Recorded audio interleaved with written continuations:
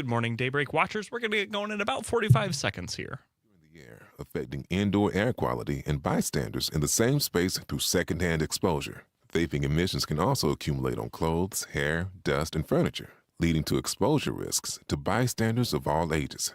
And vaping around a pregnant person can lead to serious health impacts on fetal and childhood development.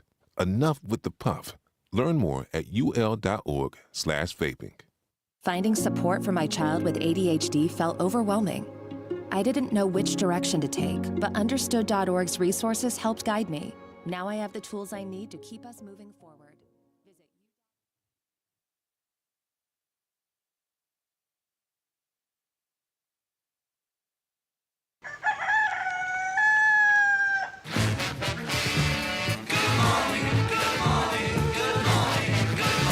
Good morning! Morning! Good morning.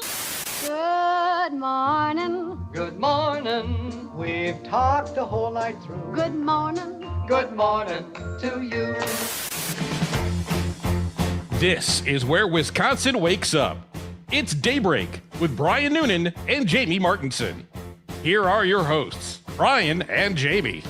Good morning. Thank you so much for joining us today on the Civic Media Network. It is 6 minutes after 6 now. My name is Jamie Martinson. Good morning. I'm Brian Noonan. We'd love to have you jump in and be part of the show today. 855-75-CIVIC, 855-752-4842.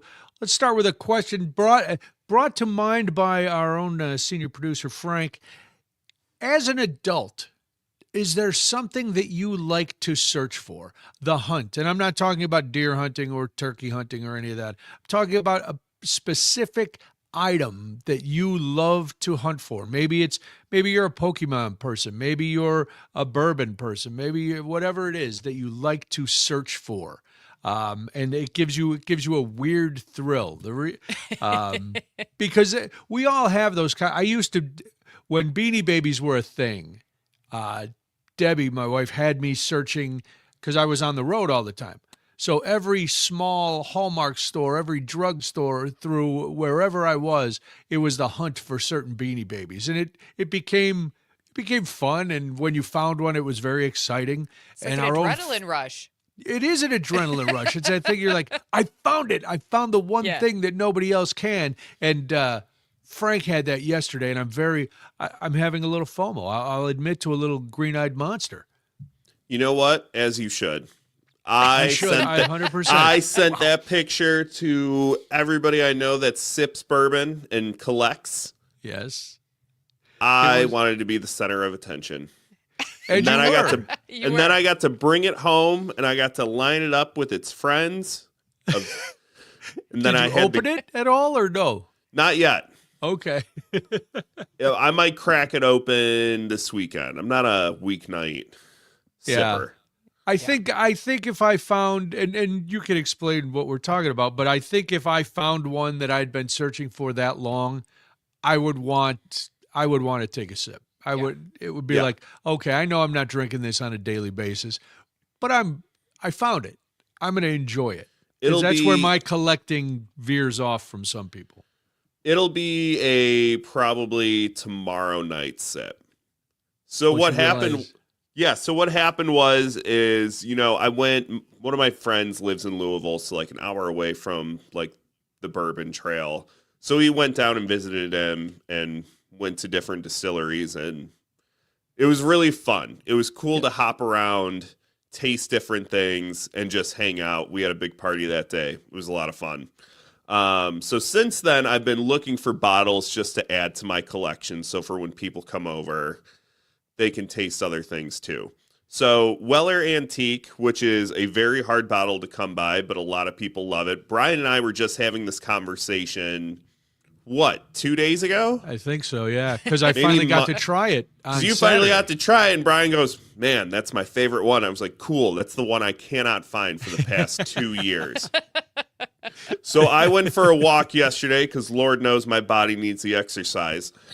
And I moved to a new neighborhood, which I think I've said on the show before. And I walked past the liquor store. There's nobody in it. And I walk in, and it had everything. Wow. And I mean everything. And when I say everything at MSRP list price. Because usually, Jamie, with these rare bourbons, they're going to cost you an arm and a leg. Right. Because it becomes some people call them liquor store museums. Sure. Of course, because they are Sure. so rare. Yes, yeah, because they're rare enough that people don't necessarily just jump in and go grab them. I get it. So it's like, cool, you could have this bottle. It's for $400. So I get a price in my head, and I go, if I find this for the right price, I'm going to grab it. Okay. So sure enough, I walk in, and I see it. I grab it off the shelf, and the guy tells me they've been sitting there for months. Of course. And I couldn't believe it. I felt like an idiot. But now I have my spot. You got There it. you go. That And the sounds like rush place is to go. gone. And my wife comes home and goes, you got it. I said, I did. She goes, the search is over. I said, Yeah. well, the search is never over. You just move on to the next You just thing, move on right? to the next one. Of course. Wow. We've got Cindy chiming in over on the text line this morning, listening on WMDX. She says she hunts geocaches worldwide. She's currently working toward 14,000. I Does don't that know mean- what that is. Geocaches I'm are not familiar either. geocaches are a little bit like a treasure hunt, literally, where you're given some sort of coordinates and you actually have to go find like little people leave like little trinkets behind, and then you can leave things, and then it's actually a lot of fun. We used to do it with our kids when they were really little because they, they would get trinkets along the way. But 14,000, does that mean 14,000 stops along the way, or does that mean just 14,000 like perusing the websites? Like, because 14,000 geocaching sites would be holy buckets. That would be a lot. That would It's a lot be of travel. It is a lot of travel. So kudos to you, Cindy, for doing that much travel and having 14,000 potential geocaches. That's really cool. That's a long-term one. Frank's search for the bourbon is a long-term one. I think we've all probably done short-term ones where it's like, I know this exists, or I think this exists, and I'm going to find it today. When we first took Molly down to visit Tulane, they make the beads that have all the like insignias for all the colleges and all the pro teams, and every gift shop in the French Quarter has 1 million of them. Well, the only college missing was Tulane, and I thought there's got to be. We spent, and I wish I was exaggerating, probably 6 hours walking around the French Quarter, going into every single gift store until we finally found one. The last one in the quarter that had the Tulane insignia on it. So did you buy it? Of course we did. It's still Okay. hanging in our Just kitchen. checking. Oh, yeah. No, I just found it and went, okay, That's cool. I was right. Well, I don't there know is if it one. was like a does point of exist. pride thing. We're like, that's right. Tulane was- has one too. Well, there was a copyright thing, and that's what some of the gift shops were telling us. Oh, Gotcha. yeah, they didn't have their trademark or their copyright or Damn whatever. lawyers. And so there's only, we found the one. I was And- going to say, when you said that seemed very odd that there had to Yes. be more to that because Tulane is located in the area, that you would think that would be a point of pride, that You there would would be think a so. lot of, yeah. A lot of LSU stuff. I was going to say, after sifting through 1 million LSU beads. Yeah, but yes, we found it. It's still on display. Well, congratulations, Frank. Now, let me Thank you. ask, Yeah. because I've had this, and I'm sure everybody else has, when you finally find it, as elated as you are in the moment, then there has to be a sadness or disappointment that comes in because, Because the hunt's over. yeah, you're done. I don't know if it's Your life is finished. I don't know if it's a sadness. It's more of a relief. Okay. It's a temporary relief. As you know, you move on to the next one. I also have a theory that once a collector, always a collector. And Okay. that's not just in one specific thing. Like, I grew up collecting baseball cards, still Right. have them. Pokemon cards, still have them. Sports memorabilia, once I got, Some money. still have them. So I think I might either move on to the next hobby, or I'll just choose a different bottle to There you hunt go. down now. Man, oh man. Never ends, Brian. It never. No, that's very good. Parker, do you collect anything? No, I'm trying to think of what I even would, because I've never really been into collecting all that much. And I don't Are you know if into it's gonna be- anything that much? You seem very passive on most things. I am passive on most things. I can be easily convinced, Brian. Like I just convinced you that you're passive on most things. Yeah, That's why we like you, Parker, just in case we need somebody to go do something. That's right. Yeah. We're going to convince you. And it doesn't take much. That's the no, beauty it of doesn't. it. If you need a dangerous stunt done, I'm your guy, Frank. You keep volunteering that, Parker, and as the weather gets warmer, we'll be sending you out. We will. That's fine. Yeah. Hey, easily convinced. Wow. We've got some more people chiming in this morning. Alicia over on our YouTube chat this morning says she collects books. Yes, I have a lot of books myself. I don't know if I'm a collector. I'm just I try to be an avid reader, except now I'm old and I fall asleep. Cindy clarifies on the text line this morning that is 14,000 visits, each logbook signed along the way. All 50 states and so much more. She says it is absolutely her addiction. Good for you. That's a great addiction, though. That's pretty Isn't cool. that yeah. awesome? That's awesome. Plus geocaching is super fun because you do get to get out and you get to see a lot of really cool stuff. Because sometimes the geocaches are really buried somewhere, so you've got to really get into intricate parts of cities or areas, and so it can be a whole lot of fun. We haven't done it in a very long time. Boy, I got to look into that. I've never heard of this. This is wild. Geocaching is super fun. I collect shoes, is what my husband would tell you. Really? That's about all I collect. Shoes. I'm a shoe person. I don't like to shop. I hate clothes shopping. You put me in a shoe store, though, I'm a happy girl. Yes, I love shoes. I'm always trying to find shoes. That is my thing. Any specific kind of shoes? Here's the thing. It used to be whatever I found to be cute and comfortable, and then I got old and I got plantar fasciitis in both feet. So when you have plantar fasciitis on both sides, your tastes have to change just a little bit. And so I'm a Birkenstocks girl. Always have been. Of course. And so I have lots of Birkenstocks all the way from the sandals to the shoes. And I do a lot of barefoot shoes now. I love barefoot shoes. Really? Oh, yes. Those the one with the toes? No, barefoot shoes are they are made to be like you would naturally stand. So they don't always Is that have like a lot the of arch Earth support. shoes from the 70s where the heel was lower and you remember those, Jamie? Maybe. Well, These you're are young, usually flat. The sole on them is usually only about 6 to 8 millimeters. Maybe if you're really into the barefoot world, it's even less than that because it's essentially like walking barefoot. But the shoes have come a long way and they're super awesome now. And so between my Birkenstocks and my barefoot collection, I'm a happy girl. And in fact, most of my barefoot shoes people wouldn't even guess they are because they look so much like a regular shoe. We'll put that in air quotes. But Sounds like you got hippie feet. Well, that's what my husband would tell you. He'd say that he would tell you that I should be dancing in a field of daisies somewhere, and I would be a very happy camper. He's like, if Woodstock was a thing every day, you'd probably be there. Oh, yeah, Brian. Add my collection of Jordans to the list. Wow. I think I'm just a psycho. Well, you've got, now that you got some scratch, you're collecting good things. Do I, though? Do I have some scratch? No, you're working for Civic, of course. Rim shot, Absolutely please. not. Boom. Sweet kid. There we go. There it Good is. kid. So yeah, well, that's I'm happy for you, Frank. Thank you. I'm going to update everybody tomorrow. I've started a bachelor weekend. Ooh, I am now that's right. alone Debbie's with gone. the dogs. Yeah, so Ooh. the wildness has started already.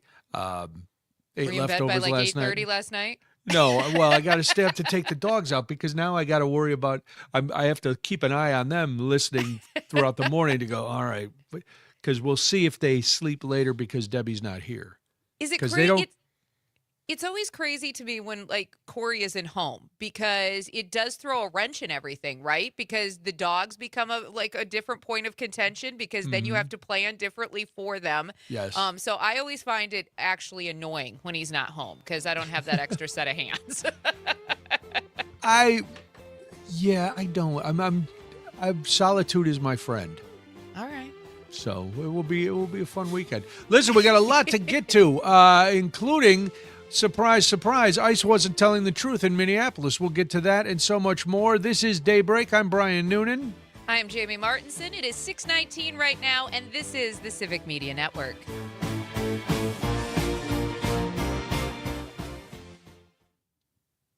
I'm going to be so real, Brian. Yes, sir. I thought I saw on the rundown Bachelor, and I stopped.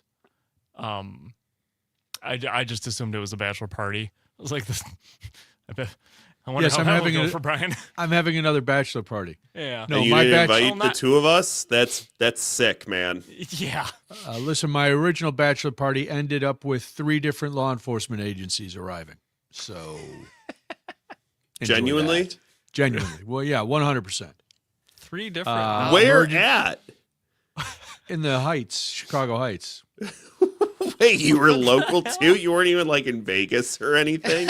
People didn't go far away from bachelor parties back in my day, Frank. I get that. And you had a nice steak dinner, and then you went to some bars. You said 3 law enforcement agencies. I was like, ooh, where did they go? Yeah. Chicago Heights. Went to Chicago Heights. It was tomorrow morning, Brian. Yes, yes. I want to hear what your at-home dinner is. My at-home dinner? When you're left alone. Oh. What's that thing you get when your wife is out of dogs town? What did you do while Allison was gone? Because she was gone not too long ago, and you were very excited to eat however Panda you Express. Oh, that's right, Panda Express. It was Panda Express. Panda Express or White Castle are my go-tos. I thought I had Panda Express for lunch the other day because they have this double protein plate. Yes, which makes me feel like I'm being, semi-healthy. No, I get that fried chicken coated in sugar sauce. There was a lot that looked really good. I'll have the protein plate, please. Right? Mixed grilled chicken and the vegetables. A little bit I of always rice. feel better when I get the apple pie little stick. That always makes me feel better at Panda Garden or Panda Express. When I walk by, I always go, I wonder who orders that. I do. That'd be me. It's Jamie. Is it good? It is really good. Good. It's like a churro with apple pie in the center I've of never it. had You one. Say can't go less. wrong. I'm trying it next time. You Frank can't Next go time I'm wrong. alone because I would get judged hardcore. All right. We got 10 seconds.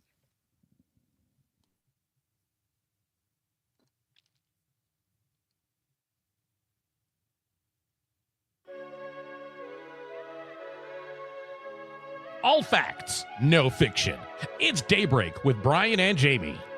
Thank you so much for joining us this morning. We do appreciate it. It's 6:22 right now, and if you want to join the conversation today, whether by phone or text, we'd love to hear from you. 1-855-752-4842, 1-855-75-CIVIC. And remember, you can also check us out online. We've got a couple social media pages on Facebook and Instagram. Go give us a follow, and you can catch up with all of the things that we're talking about here and some of the things that we do in our spare time. My name is Jamie Martinson. Good morning, I'm Brian Noonan. Would it surprise you, Jamie, to learn that ICE was not forthcoming with all of their reporting from Minneapolis? Shocker. I think most of us would share that same sentiment. A newly released city camera video from Minneapolis is shedding light on the moments leading up to a shooting involving an ICE agent and 2 Venezuelan immigrants in January, and why the agency's initial account eventually fell apart. Oh, we are so surprised. Julio Cesar Sosa Celis, who was shot by a federal agent, and his cousin Alfredo Alhorna were facing federal charges after DHS said they violently attacked an agent, prompting him to fire a defensive shot. Well, the Justice Department, as has happened many times, ended up dropping the charges in February, and ICE said 2 of its agents who made false statements about the incident under oath were placed on administrative leave. There are cameras everywhere, boys and girls, and if you are lying, you will be caught. It was a 9-minute video. It shows a struggle lasting about 12 seconds. That's enough to shoot somebody. Between a federal agent and 2 men, it appears to contradict the agent's account that he was engaged in a struggle for about 3 minutes before shooting, and that somebody came at him with a shovel. Wow. Yeah. The details get crazier than that, Jamie. They do, because it also...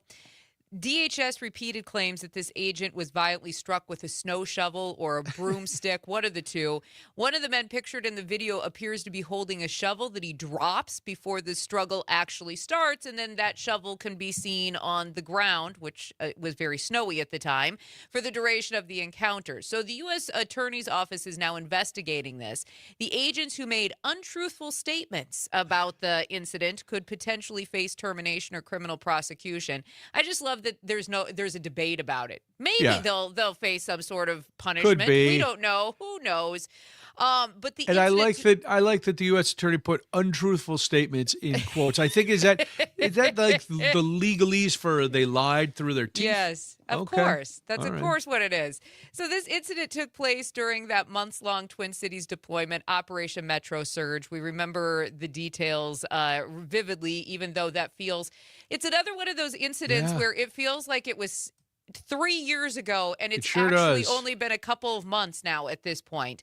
Right. More than 4,000 undocumented immigrants were arrested during that particular operation. And we know that former DHS Secretary Kristi Noem, she liked to lie about a lot of the incidents that happened during Operation Metro Surge. She described the men's actions at the time as an attempted murder of federal law enforcement.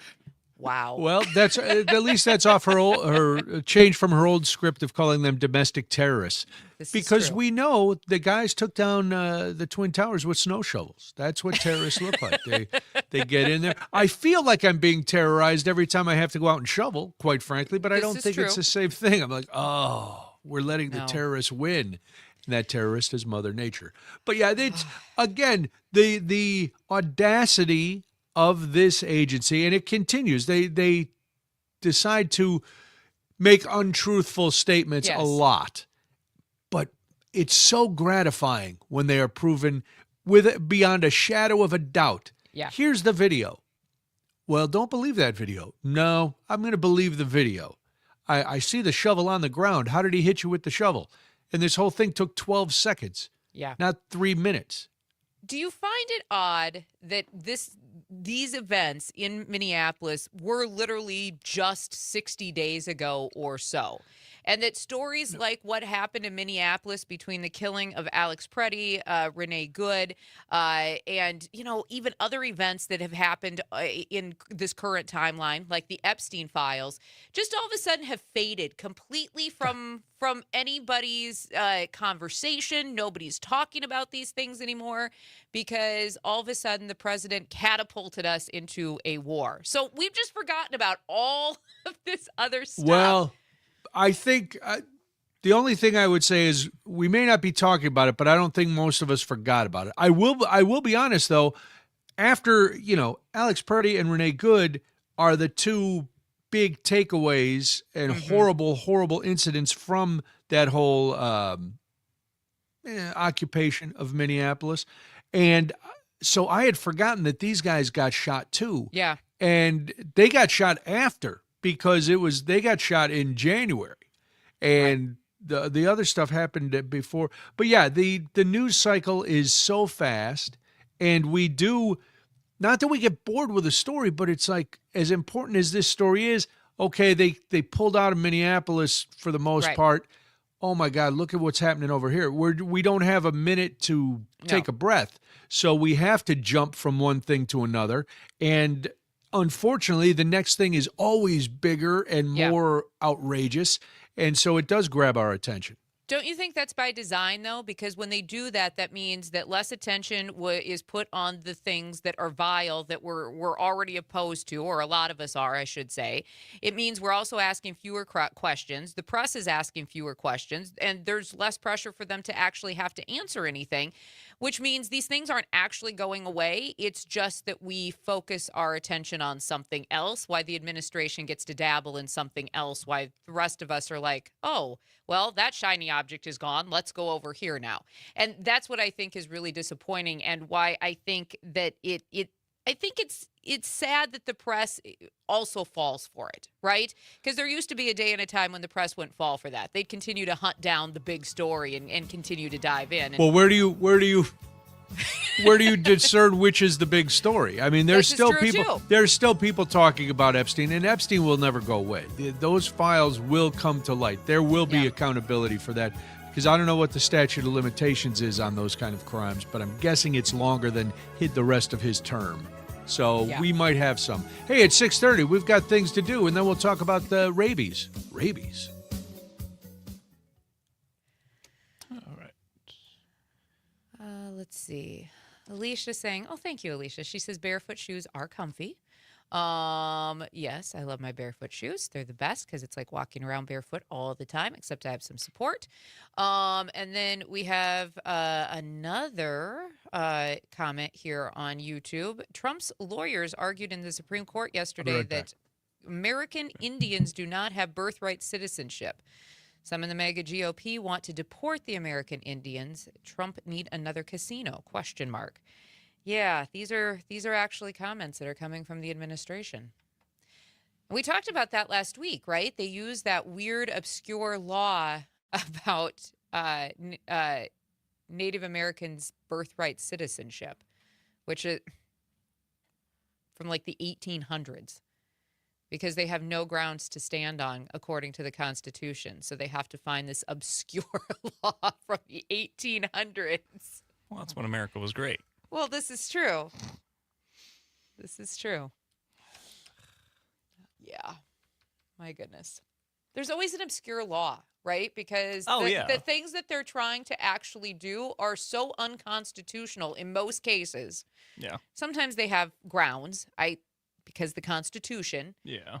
But a lot of things that they try to do are so unconstitutional that they have to find the most obscure law used from a time when nobody's even looking at it now. Mm-hmm.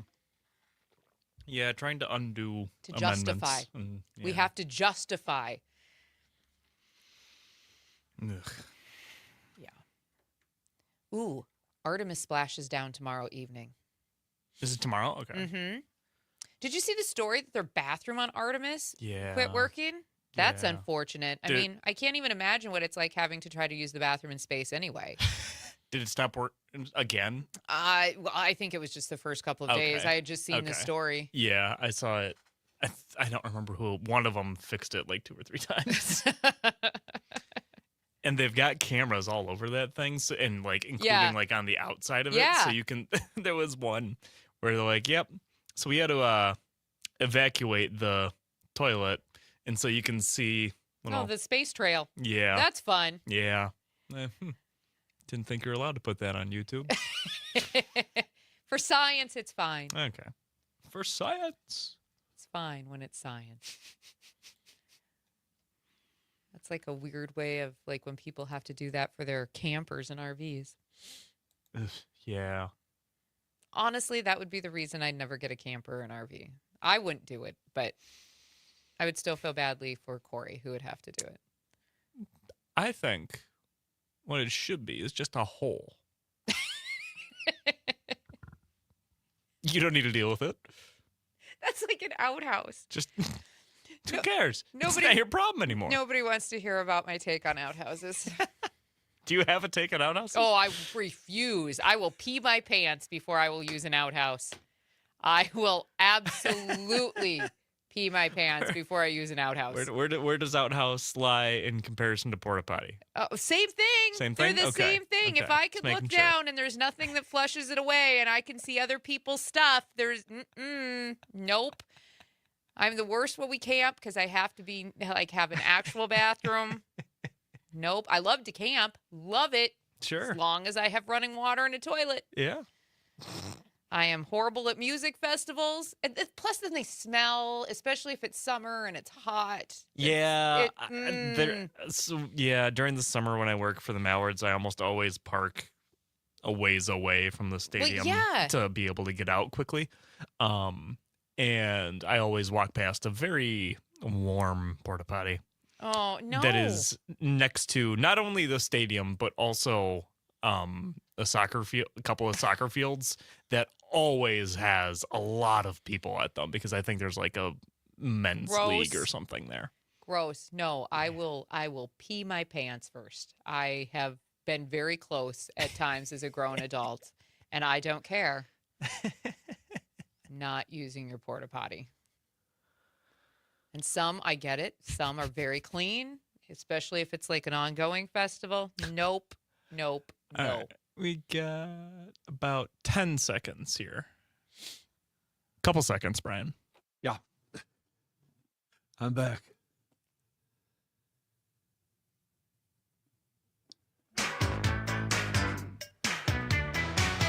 From Lake Superior to Lake Michigan, this is Wisconsin's Morning Conversation. Daybreak with Brian and Jamie. Good morning. Thank you so much for joining us. The sun coming up in downtown Madison right now. Hopefully it's sunshiny where you are today. We're still going to see some warmer temperatures across the state.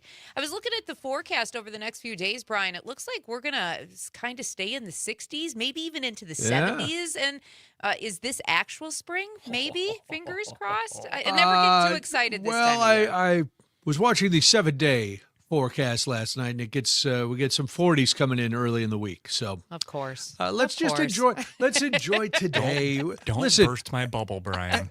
at this point in the timeline of the world, we're not really guaranteed tomorrow, ever. So No, especially this is now, true. who knows? Things are as we start getting into headlines at the top of the There hour. could be more world civilization ending social media posts later today. We have Right. no idea what the day is going to bring. So at if this it's going to point. be near 60 or 70 today, let's just soak it up. Let's enjoy it. Enjoy Frank, it. open that bottle. Open that bottle of Weller's, because Sit on that new deck when it's done, and you have a good time. I don't know. I don't know what you're saving it for. Armageddon? Gonna toast the horsemen as they come in? No, this is. Well, listen, we're in the midst of the weirdest timeline ever. Our Secretary of Health and Human Services, you know him.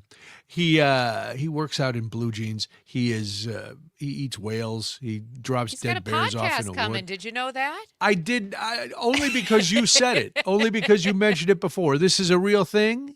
It is a real thing. A Yes. government official is going to have a podcast. Yes. In fact, Okay. RFK is going to be launching this podcast to expose what he says are the lies that have Oh. made Americans sick. That is what the podcast is all about. Just in Oh, case so he's anybody- going to finally say that it's good to have vaccines, and so the lie that people say not to get vaccinated is he's going to expose that? I don't know what he's going to do over there. It's RFK. He'll have blue jeans on. He'll probably be topless in it. Maybe Kid Rock will come and do some push-ups, and they can expose this guy. But everybody, I'm going to tell you the truth about everything. It's very hard. There's a lot of vaccines and stuff. Well, he controls the Centers for Disease Control and Prevention too, and they've been trying to get rid of vaccines and tests and stuff. Well, now they've expanded their list of tests the agency has either paused or stopped because at its infectious disease laboratories. One of them, I don't think about rabies a lot, but I guess here You know in Wisconsin. Because there's well, medicines and there's there's shots medicine- and there's medical treatment for it. Yeah, and I also don't hang around a lot of wild animals that might have rabies. I'm not That's where true. bats are. I don't let raccoons come up and nibble on me. I don't put I guess I'm not in the high risk group to Right. get rabies. But there was a list of 31 tests that includes common diseases like COVID-19 and influenza and rare infections from certain parasites. But the latest update added tests to diagnose rabies in humans, and that's the one that got a lot of buzz because everybody's like, why would we stop testing for rabies? Well, why wouldn't we stop testing for rabies should be your question. Because Ellen- RFK is going to expose the lies on this podcast. That's why. Hi, that's guys. why. Welcome. This week, we're going to talk about rabies and why it's a fallacy made up by radical Democrats and Wow. the woke snowflakes. Sadly, you're not too far off as far as what I think this is going to be. No, it's listen. I know everybody thinks I'm joking all the time about this stuff, but as we proved yesterday, a lot of my jokes are deadly accurate. Yes. on what's actually happening. So here in Wisconsin, I guess we're more at risk for rabies because you're out in the woods more. I don't know Sure. why. But Alan Bateman is the director of the Communicable Disease Division at the Wisconsin State Laboratory of Hygiene. Who even knew it existed? He said the anti-mortem or before-death human test is not typically how rabies cases are diagnosed. He said the standard practice, I don't know why I stress it like that, like we should doubt what he says. I have no reason to doubt what Alan Bateman says. He says that Standard practice is to test the animal in question, which is done by the state lab. Bateman said that they test several thousand animals, mostly bats and dogs, every year for the disease. Oh, I forgot about dogs and rabies. Yeah. I Just mean, if 'cause I you, get especially if you live out in the country, right? And your dogs do do a little bit more free roaming, or they run around or something like that. They always have the chance of encountering one of those rabid raccoons, as you were mentioning, that you don't let. Yeah, but what nibble on about a your bat? face. Then they turn into Cujo. This is true. That are foaming and they're coming after you and trying to break in your car windows. I know, Parker, don't laugh. I hated This that is movie. That movie serious terrified business. me. Serious yeah, well, see, was it did its job. terrifying. It was supposed to terrify you. Yeah, big Saint Bernard trying to kill you because he's all rabid from a bat. Saint Bernards are so sweet and just lovable. And they're supposed to save people. Cujo was a frightening, frightening movie. I hated that movie.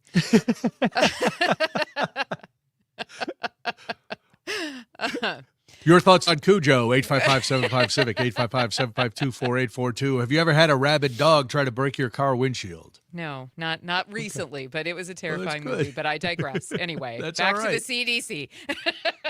Digressions are fun. But I think this is an interesting story because it's good that we have labs here in the state of Wisconsin who can actually step up and do what the CDC is not doing and can Right. be trusted nationally. But here's what concerns me the most. When we're talking about this, that means that we're essentially at a point where we've sidelined the CDC. That's been a gold standard for decades. When something new popped up between rare diseases, outbreaks, unknown infections, you knew that the CDC was going to lead the change on things like testing, the research, all of the guidance. And now we're talking about dozens of tests that are being paused, are being cut back, and we're essentially having to farm out that work that the CDC did. Yeah. Because of this administration and their war on vaccines and people being healthy and whatever rhetoric you want them to throw out, they have thrown out. I mean, everything from, injecting bleach and sunlight to get rid of COVID. I mean, it's all been lies. And these vaccines are researched. They change because the research continues. And that's what I think troubles me more about any of this story. Yeah, it's that stupid people who are unqualified are now in positions of power that can affect the health and safety of everybody in this country. The good news is that, as we're mentioning, Wisconsin does have the ability to run these tests. According to the director, he said that we still in Wisconsin have access to testing through a national network of state labs called the Association of Public Health Laboratories. Some of the larger labs specialize in providing certain tests. Wisconsin is the go-to testing location for some vaccine-preventable diseases for about a quarter of the country. So even if the federal government is poo-pooing vaccines and doubting science, there are still dedicated scientists and doctors who are doing it. And thankfully, some of them are right here. So we should be okay until the feds start cracking down on states being able to do this themselves and saying, no, we told you, you don't need these tests. You don't need these vaccines. Well, let us decide that. I think too, the labs that we have here, I think that's fantastic. I think that the fact that we can continue some of this research right here in Wisconsin is pretty darn cool. I mean, if you're a science person and believe opposite of what this administration does, I think it's awesome that work can continue here. But I also start thinking about the collaboration that these state labs do with the CDC. Some of the really hard cases, some of those rare ones, and where it relies on a whole different level of expertise that you only get at that maybe national, international level that the CDC could hang its hat on for so long. So what really happens then at that point when you have some of that information coming in and there's really nobody to put out the guidance that the CDC has done in the past? I mean, state labs are great. I'm assuming that Wisconsin is not the only state with these labs that can do some of this hard work. And I'm thankful for that, especially when we live in the times that we do, where there is such a war on medicine and science. But at the same time, the CDC is still, or was, it was supposed to be the method for all of this. And we don't have any of that. We don't have that sort of guidance anymore. And what happened to the other thing I think about is what happened to all of the data that the CDC had collected over the years? Where is that right now? Because I don't trust this administration to not destroy it. Yes, exactly. Yeah, because anything that's there before, and this is since Trump took office a year ago, the amount of downsizing at the CDC has been radical. They've been agency lost about a quarter or to a third of their staff last year. That's according to NPR. So it is it's not beyond thought that they would have said, listen, we're not going to need this anymore. All this science, all the results, all the testing that we've done in the past to come up with these guidelines. Well, again, and we remember the uproar. We talked about it when they put the list of school vaccines that are no longer. Now it's up to the parents to make those decisions. How many parents went to law school? My parents were pretty smart. My mom's still pretty smart.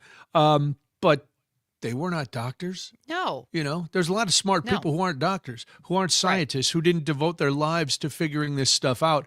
But we're going to let, and yes, don't come at me. Parents should have input. I'm a parent. I had input. The doctor told me how he was going to vaccinate my daughter. Right. And I said, what are these for? And he explained them. And I went, oh yeah, I don't want her to have rickets. That's pretty cool. Why don't we give her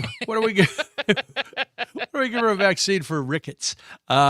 So yeah, parents have always had some sort of input, but they also trusted science. Yes. And I think too, there is a trust issue for most Americans because a lot of us expect that our federal public health system is going to be there, that it's going to lead, that it's going to provide answers. I mean, I even think back to when we've had things like different influenzas. I remember when like swine flu was a thing and we had to do the vaccines in like mass in public locations because we had to push out those vaccines so quickly.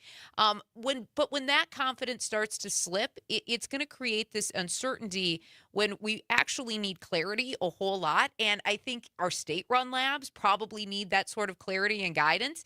And when we look at the labs here in Wisconsin, there's strong infrastructure, and there's still reliance on the national support, though, to make sure that they have what they need and the research and the information they need to continue their work. And when that starts to weaken, that's going to put more pressure on every state lab trying to continue the work that the federal government is no longer willing to do or accept.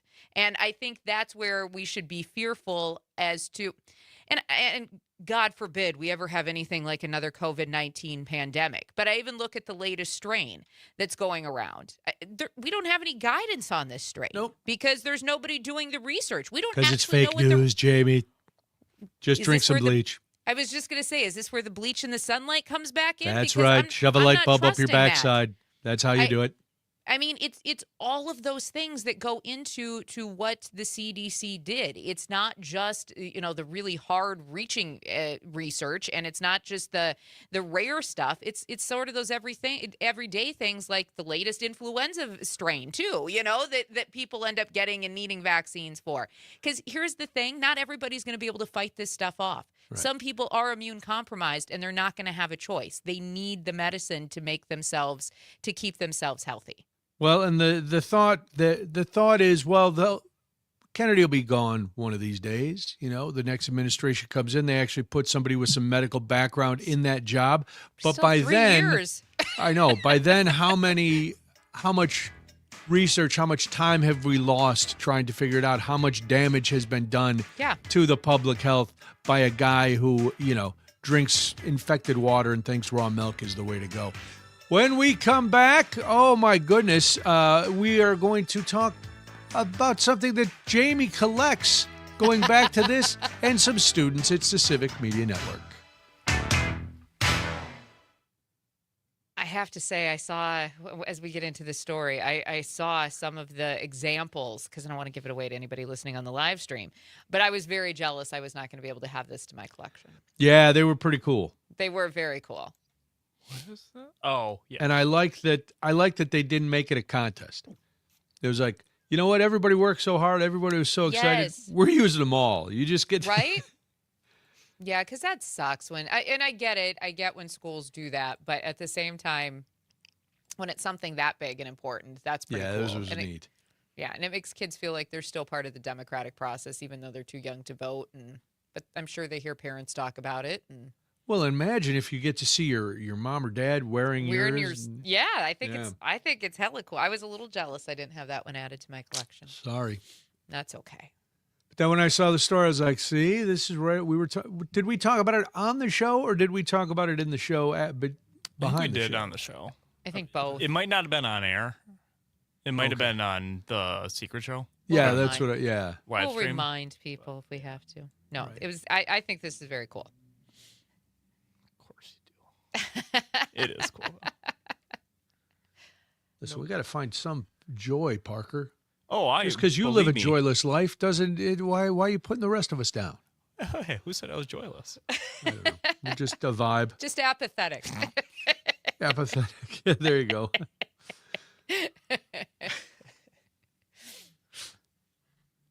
Oh, I can tell the weather's changing and getting nicer again. Sinuses. Oh, my allergies. Yeah.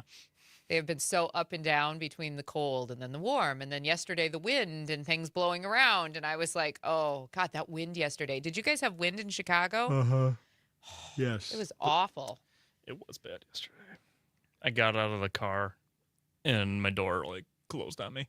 Yeah, because Ouch. it was just ridiculous yesterday. Yeah. It was. Yeah, I tried to walk Aspen and she hates wind. She hates wind. Love blowing on my dog's face. And she He was hates it. And she was just like, no. She looked at me at one point and she's like, can we just go home? Yeah. As her ears were like all falling back. She's got pointy ears, but they were like all pushed back because of the wind. And I was like, you had to walk. I don't know what to tell you. Mom, I don't like it. I know she didn't. She was so happy when she got home. She hates wind. Yeah, Maisie doesn't like the wind either. That's so. I've never understood that with dogs because most dogs don't like when you blow in their face or the wind in general, but they'll stick their head out the window. Aspen won't. Really? Oh, Okay. no. In fact, she gets very upset when you open her window for any reason. I'm sorry I asked, Aspen. I've never actually let one of my dogs put their head out the window. It does seem a little. Feels dangerous to me. It feels dangerous. agree. It just, I don't know. 10 seconds. I always think it's cute.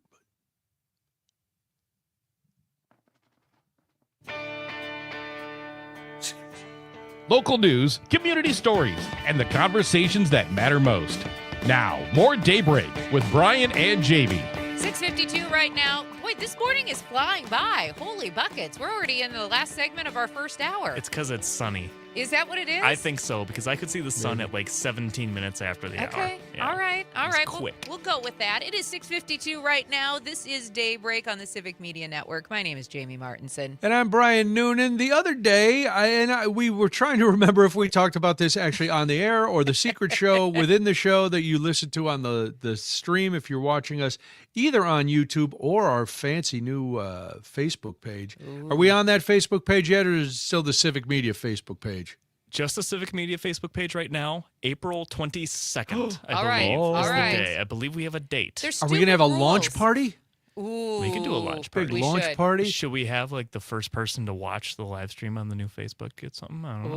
Ooh. I don't know. We'll think about that. We'll come Yeah, up with let's. something. All right, I like Little that. Put it launch in the pad. notes for the post-show meeting. That's right. That's Because right. our on-air meetings never really pan out the way that I hope they will. Well, So we'll do it the post show.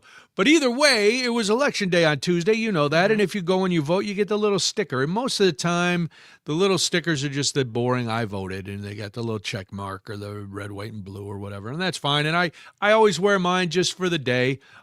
Jamie, though, you don't. You unlike and this is going to surprise probably no one. What do you do with your stickers? So since I started voting at the ripe old age of 18, I have kept my stickers and I put them on a piece of paper and I write the date that I voted and who the major candidate was because I really do respect the voting process. Now, I also understand that in this current administration, things are a little tipsy as far as how that's going to look. But I also think that's why I also find it more vitally important now than I ever have, because there is so much rhetoric around voting that it actually makes me excited to look back and be like, look, I voted in South Dakota. I voted in Minnesota. I voted in Wisconsin. There was never an issue until now. And I will say that when I went to vote on Tuesday, instead of the regular, I voted like the little like oblong-y oval-shaped one. I got a great big silver and shiny round one. And I was like, ooh, this is going to take up like a quarter of my little book. So I was stoked, I have to tell you. So where's all that money coming from for those upgraded stickers? That's what I want to know. Because that sounds I've never seen one like that. It was very big and shiny, and I was so excited. Go outside, nerd. Thank you, Parker. Uncle Baby Billy jumping in. Very nice.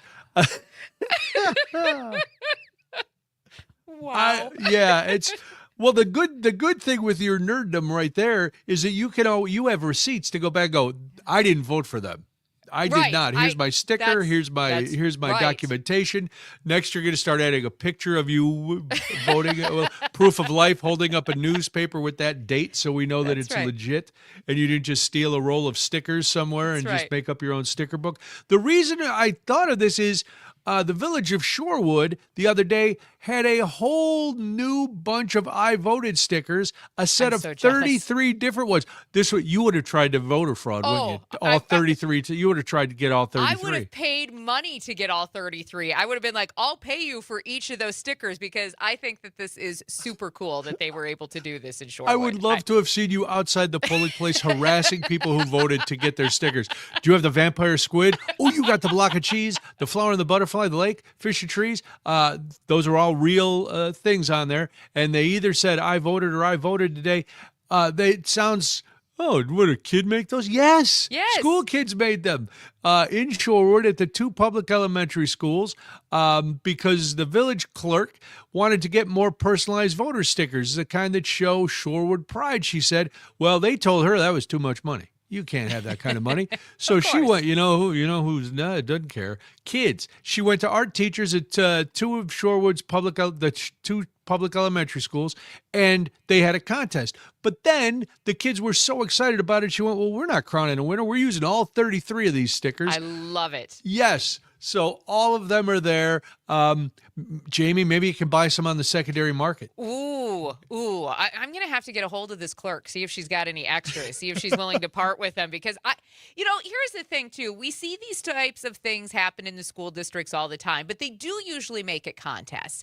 And why that's very cool, I love that this particular village clerk was like, no, these kids went to a lot of work. We're going to make sure that they all get seen. And what I also love about this is it also makes these kids excited about the voting process, right? Yes. Especially at a time when our rights are a little in flux because of this administration.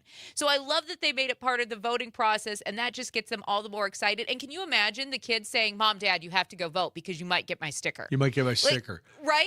That's a good way to get Mom and Dad to the polls. And they did have one of those contests in Milwaukee for the city of Milwaukee's election commission, but they were broken up into grades, like kindergarten to 3rd grade, then 4th to 7th, and 8th to 12th, and that was for their I Voted Early campaign.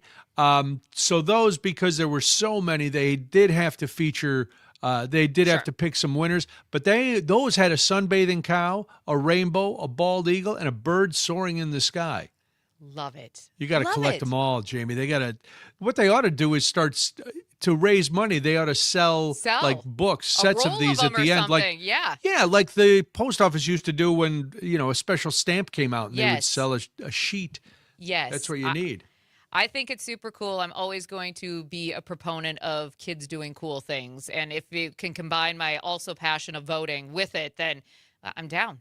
And now your competitive nature of having to get those stickers. How am I going to get those stickers? I'm going to send some emails later today. Maybe under the guise of an interview, Jamie, you There start we speaking go. to the clerk. And, Mhm. you know what? We'd love to talk to you. Can you send some examples over? That would be great. And then just cancel the interview. There we go. I wouldn't do that. I'd still have her on the air All because right, we still talked have to her- her about it. Of course we would. That would be fun. So yeah, we could do that if it makes you that. Oh, Ron can't take our cackling. Yeah, Ron. God forbid that we laughed about something. Why don't you go cry in a corner somewhere? Boo hoo. They give the stickers out for voting twice, says Steve in Mount Horeb. I don't know if that's true. Ooh. For All voting right. twice. All right. Well, anyway, it is. We're going to take a break. When we come back, it's headlines from the Persian Gulf and from right here in the U.S. of A. This is Daybreak, where we cackle and laugh and have fun on the Civic Media Network.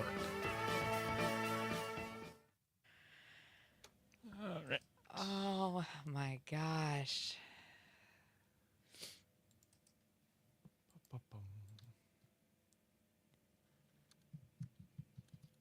Silver stickers for voting twice. I think Not he's sure joking. that's how that works. I think he's joking. Like I got the big one because I vote no. They were large stickers. They were probably a good inch and a half around. Uh-huh. They were pretty. I mean, they were pretty substantially. I'd never gotten one that large.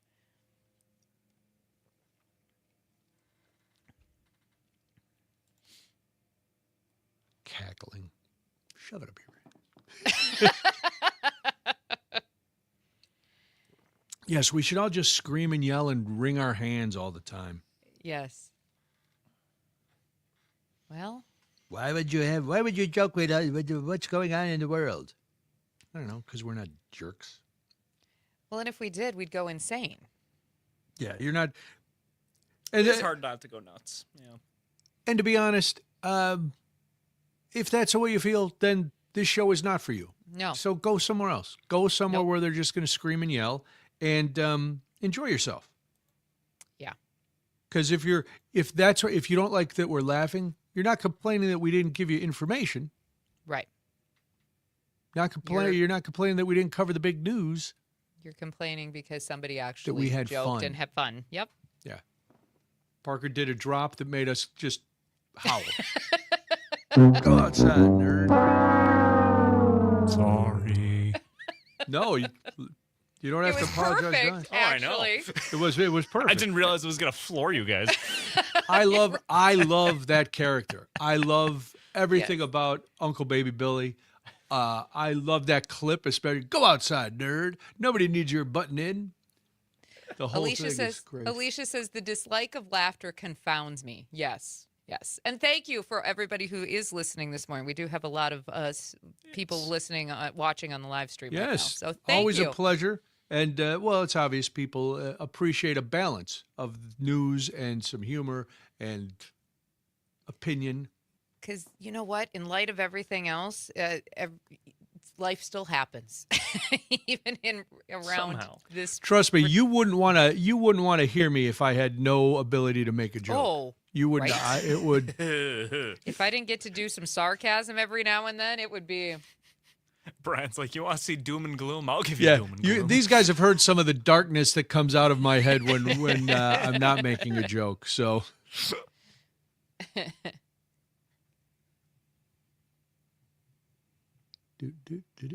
Is it people who just want to be upset all the time? Is that what it is? That's what I believe think I so. don't understand about it. I Do they think it's- just want to be outraged all the time?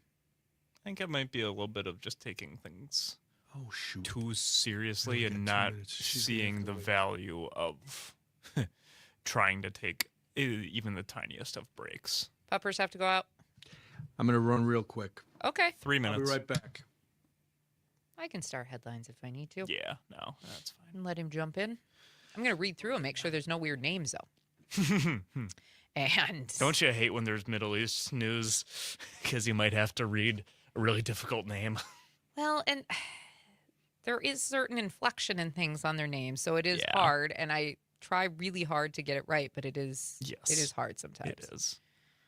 I told you I've been watching that those YouTubers that were crossing Mhm. China, trying to speak Chinese, which they don't really speak. And it is really funny to hear them say basically the same word 4 times, but it's a tonal language. Yes. So yes. yeah, it matters a lot. Yes. It really does matter. And there is a certain, especially in the Middle East, there's a certain throatiness in how Sure. they say things. Yeah. That Yeah. doesn't come just natural to us. No. Or at least to me with my flat Midwestern accent. So Yeah. remember, folks, I grew up in South Dakota where we called our capital Pierre, Pierre, not Pierre. So, Oh, God. Yeah. so yes. And the only reason the capital was Pierre is because it's smack dab in the middle of the state. So when they needed to make a state capital, which had actually been originally in the southern part of the state, Sure. people could get to it easy. Is it that old of a state capital? Mm-hmm. Okay. Yeah, because they were going by horse and buggy. Yeah. So it was a much shorter ride for Sure. everybody had to basically go an equal distance. Yeah. Is where they put it smack dab in the middle of the state. Yeah. Otherwise, there is nothing around it. Pierre is literally like, that's it. How big's that town? I don't know how big it is now. That's It was never that large when I was growing up. It was probably around maybe 12 to 15,000, which is pretty. I mean, everything in South Dakota, you only have 2 major cities in South Dakota, and they're both on either end of the state. yeah, a little less than 14,000 Yeah. though.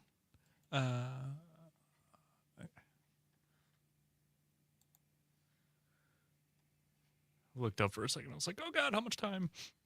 We're good. I was watching. Every now and then it sneaks up on me. All right, 10 seconds.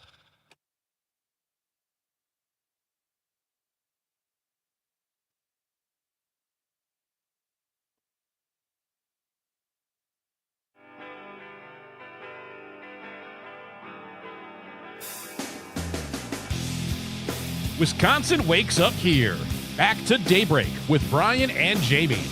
7:06 right now. Thank you so much for joining us this morning. We do appreciate it. If you're listening in Madison on WMDX or in Wausau on WXCO or in Richland Center on WRCE, we are glad that you are joining us this morning. My name is Jamie Martinson. And good morning, I'm Brian Noonan. If you want to join in the cackling and hackling and just overall fun and frivolity of the program, or if you just want to complain that you guys are having too much fun, 855-75-CIVIC, 855-752-4842. You have to have fun because things are getting crazier and crazier in the Middle East. We know about that. So let's check some headlines from the area. Iranian Parliament Speaker Mohammed Bagher Ghalibaf. Sorry, I should have taken the names. Usually I give you the ones with the names. That's what we were talking about while you're gone. Said Wednesday, and I also out of breath from running up the stairs. Because, anyway, take 2. Iranian Parliament Speaker said Wednesday that a ceasefire in negotiations with the U.S. on ending the war is unreasonable, as he accused the U.S. of violating 3 of Tehran's 10 conditions for an end to the fighting. It comes as the not yet day-old ceasefire appears at risk of fraying over significant disagreements between the parties. Turns out that maybe the ceasefire was not all it was cracked up to be as we get more information. But in other headlines, Israel has pushed forward its war against the Hezbollah militant group in Lebanon, striking dense commercial and residential areas of Beirut without warning, killing at least 112 people and wounding hundreds of others. And going back to the ceasefire, all sides have presented vastly different versions of the terms. In one instance, Iran said the deal would allow it to formalize its new practice of charging ships passing through the Strait of Hormuz, which the White House said U.S. President Donald Trump opposes. And just a quick reminder, as we talk about this, the Strait of Hormuz was open with no tolls prior to the U.S. deciding to start bombing Iran. So just keep that in mind. When the president starts yapping and yapping, it was wide open. It was part of the deal that President Obama had put in place. But, now we're here. But here we are. here we are. And remember, 20% of the shipping materials, including oil, and go through the Strait of Hormuz worldwide. So as you're, filling up your gas tank at almost $4 a gallon, there's a reason why that's happening. China's defense ministry has denied reports that it offered support to Iran's military, including alleged intelligence on U.S. forces' location amid the war. The defense ministry spokesperson said in a briefing earlier today, quote, "We firmly oppose the dissemination of speculative and insinuating false information targeting China." Wasn't Russia accused of doing the same thing? Yeah, but Russia admitted it. Okay, all right. Does that make it better? No, it makes it worse because Okay. then we continued to hang out with Russia. Oh my goodness. Yeah, It just keeps getting worse. it keeps getting worse, and it's like, all right, we must know everything now. But no, there is always more, Parker. It's a wake-up call in more ways than one. Time for some you need to know. Cackle, cackle, cackle. This was the big question. Would Pam Bondi, after she was fired from Attorney General, would she still need to answer her subpoena to Congress? And former U.S. Attorney Pam Bondi has answered that, saying she does not plan to appear for a planned interview with the House of Representatives committee on the release of the Epstein files following her firing by President Trump.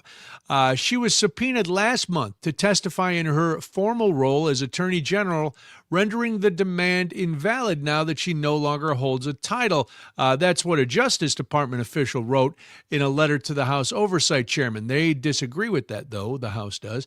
The Republican-led House Oversight Committee voted to subpoena Bondi for questioning on the Justice Department's compliance with a bipartisan law passed in November that required the DOJ to release nearly all of its files on Epstein.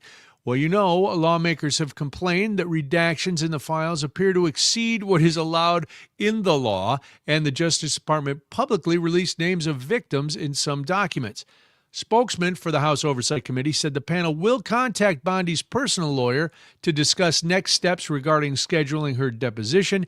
The panel's top Democrat, Robert Garcia of California, threatened to begin contempt proceedings against Bondi if she did not appear before the panel, a move that would require Republican support to advance, because what the Democrats and what other people on the committee are saying is, yes, we subpoenaed her as the Attorney General, but she has to answer as an individual who was working in the Justice Department. Right. So, well, they made the Clintons do the same thing. I mean, well, sure. Right? They make everybody do it. But, unless you're Steve Bannon, then you go to jail for a little while for contempt, and then now it's going to be stricken from the record, maybe. Was this part of the plan?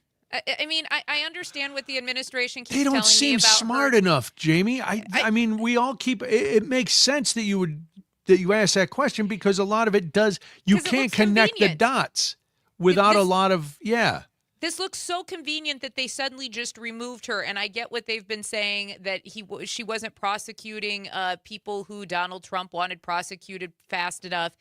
Those things weren't happening. Turns out that, the law is a pesky little thing that kind of gets in the way. But this looks convenient to me, because there's no way that this administration and this president wanted Pam Bondi sitting in front of a congressional panel answering questions. Not that I think that even with an oath, she probably would have told the truth. We've seen her do that numerous times. She would have talked about the Dow. We would have gotten the numbers. That would have helped.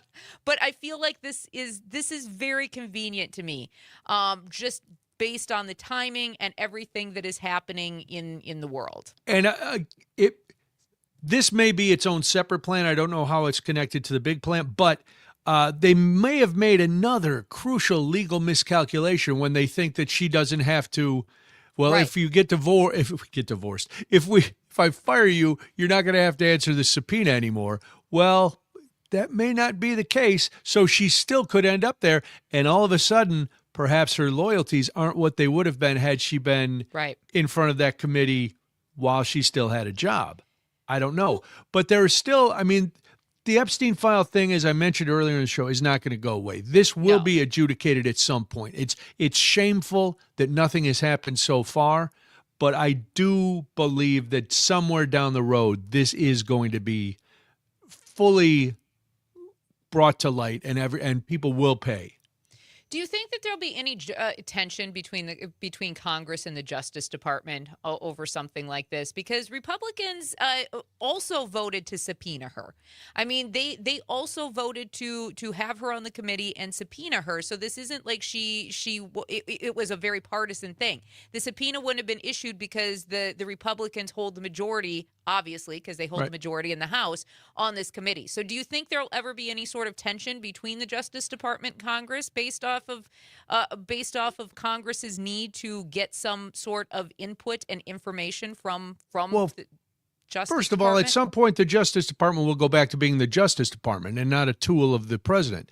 The Justice Department is supposed to be an independent agency that does nothing but enforce the law. The reason that to answer your question, no, there won't be friction, is because this was all part of the Republican campaign. They thought they would get all kinds of Democrats snagged up in this Epstein thing, and they're not. There's names coming in, and they had the Clintons come in and testify and the whole thing. But Republicans, we're going to release every file, and that's just another lie that some people who back this administration so fervently are not willing to forget. And so I think in this instance, the Republicans on that Judiciary Committee are going to stay in lockstep with the Democrats. It will be a bipartisan push to get to the bottom of this because it was so important to them, as it should be. Speaking of the Clintons, whatever happened to that testimony? We saw the videos. We know that they went in and they did their depositions. Did anything ever come of that? I haven't seen anything. It was theater. It was all theater, and it led to nothing because, first of all, Hillary Clinton owned them. Yes. And then Bill Clinton Clinton went in. Right. And then Bill Clinton went in and not only discounted everything they said, but also then defended Hillary. So they got nothing. And once they got nothing and were embarrassed, then they just let that drop. Which is what this particular GOP does most of the time. Yep. When they get nothing. Make a lot of noise, grab everybody's attention, and then move on. In other headlines from Stuff You Need to Know, Fleet Farm has joined other Wisconsin-based companies in suing the Trump administration to recover tariff payments following that U.S. Supreme Court ruling. Now, Fleet Farm's suit, which was filed just this week on Tuesday in the U.S. Court of International Trade, says that the Appleton-based retailer paid an unspecified amount of tariffs on imported goods. The company, that's known formally as Fleet Farm Wholesale Supply, LLC, wants the payments refunded. The lawsuit cites the Supreme Court's February 20th ruling that President Trump lacked any sort of authority to impose tariffs under the International Emergency Economic Powers Act without congressional approval. Now, Fleet Farm actually operates 50 stores in Wisconsin, Minnesota, Iowa, North Dakota, and South Dakota. Fleet Farm had around 500 employees at its Appleton headquarters in 2019. It joins at least 15 other Wisconsin-based companies that have now filed similar lawsuits with the Court of International Trade. Well, yeah, they want their money back. It was an illegal. They're illegal tariffs. We all want our money back for the tariffs. How can they want money back that they didn't have to pay? Jamie, the other countries pay for those tariffs. And I know I love what now people go, you don't know how it works. I know. I do know how it works. That's the sarcasm part. Yes, a lot of the gullible sheep did not know how it worked and believed the gaslighting BS that was being forced on them that the other countries are going to pay for this. Well, if other countries were going to pay for it, why are all of these U.S. companies now suing and trying to get their money back? And why are you paying more every time you go pick up something at the store? It's all related, is all we're saying. Well, there's dots to connect here this morning. And if you don't see it, you ain't looking. So 10 Wisconsin Democratic state legislators wrote Republican U.S. Rep. Brian Steele the other day, urging him and the GOP majority in Congress to take control of the war in Iran in reaction to the social media messages that went out, the civilization being destroyed days. The lawmakers sent the letter after Trump posted on his social media platform that a whole civilization will die. We're writing to you with an urgent request and to express our grave concerns for the safety of our country and civilians around the world, the lawmakers wrote in the letter. to steal. This was the letter was led by Assembly Minority Leader Greta Neubauer, who's from Racine. The letter went on earlier today. President Trump warned the world through a social media post that a whole civilization will die tonight if Iran fails to meet his deadline, the letter stated. This appears to be an explicit threat to commit unimaginable atrocities against civilians. Congress must act and stop the president's actions. In addition to Neubauer, the letter was signed by Democratic state reps Christine Sinicki, Breanne Brown, Ann Rowe, Clint Anderson, and Angelina Cruz, Tip McGuire, great name, sounds like a professional golfer, and Ben Dempsted, and Democratic Senators Mark Spitzer and Robert Wirch. So, of course, we know that we didn't end civilization. If you think that Brian Style is going to stand up to this president, you are sadly mistaken. This is the same guy behind the Make Elections Great Again Act, or known as the MEGA Act.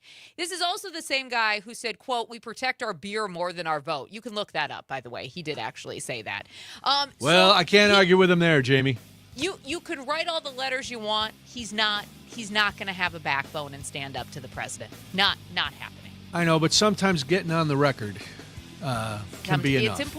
It's important. I get it. Oh, if you don't like cackling, don't stick around, because Swiper Stay is next, and we will probably laugh and have a little fun. That's what we do. It's Daybreak. I'm Brian Noonan. I'm Jamie Martinson. You are listening to the Civic Media Network. All right. We had to be close on that one, right?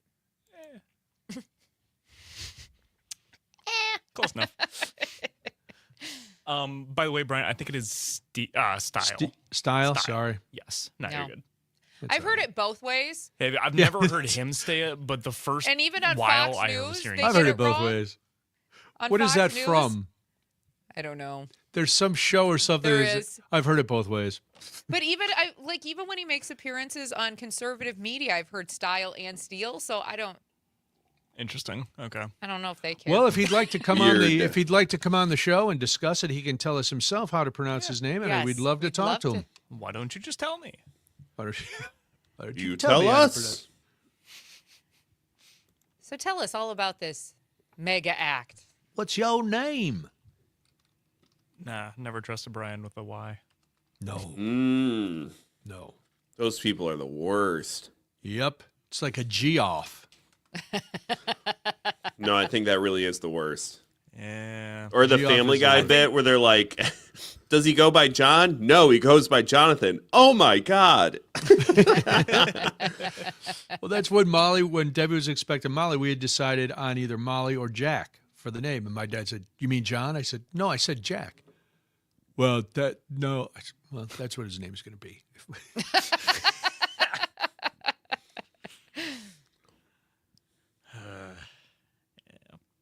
Yeah, he can come on and correct us in her pronunciation, and then answer for his crimes. Frank, do we cackle too much on the show? Was that you sending in that text? It was me. All right. Go outside, nerd. God, I'm sick of this laughing. I think Alicia brought up a good point. She's like, what is with this country? Yeah. And laughing. Yeah. Can't laugh. Yeah, the dislike of laughter confounds me. Yeah. Agreed, Alicia. Agreed. 15 seconds to our back. The thrill of the hunt from bourbon to Beanie Babies. That was the whole hour? That's how it all gets. Everything we talked about. Let's break out of the bubble and see what's happening out there in pop culture. It's Swipe or Stay on Daybreak. 7:22 right now. Thank you so much for joining us this morning. Before we jump into Swipe or Stay, Mr. Plow King has a beef with you this morning, Frank, over on What's our the beef? YouTube. He says your outfit confuses him this morning. Quality hat, awful shirt. I lived Anything. 15 minutes from Ann Arbor for 5 years. I grew up in the city of Chicago, well, the suburbs of Chicago. I now live in Chicago. I am a Cubs fan. I've been to like over 20 Michigan football games amongst other sports. There you go, There we Mr. go. Plow King. Mr. Plow King. I'm Checking a out your drip. professional. Cubs hat, Michigan shirt.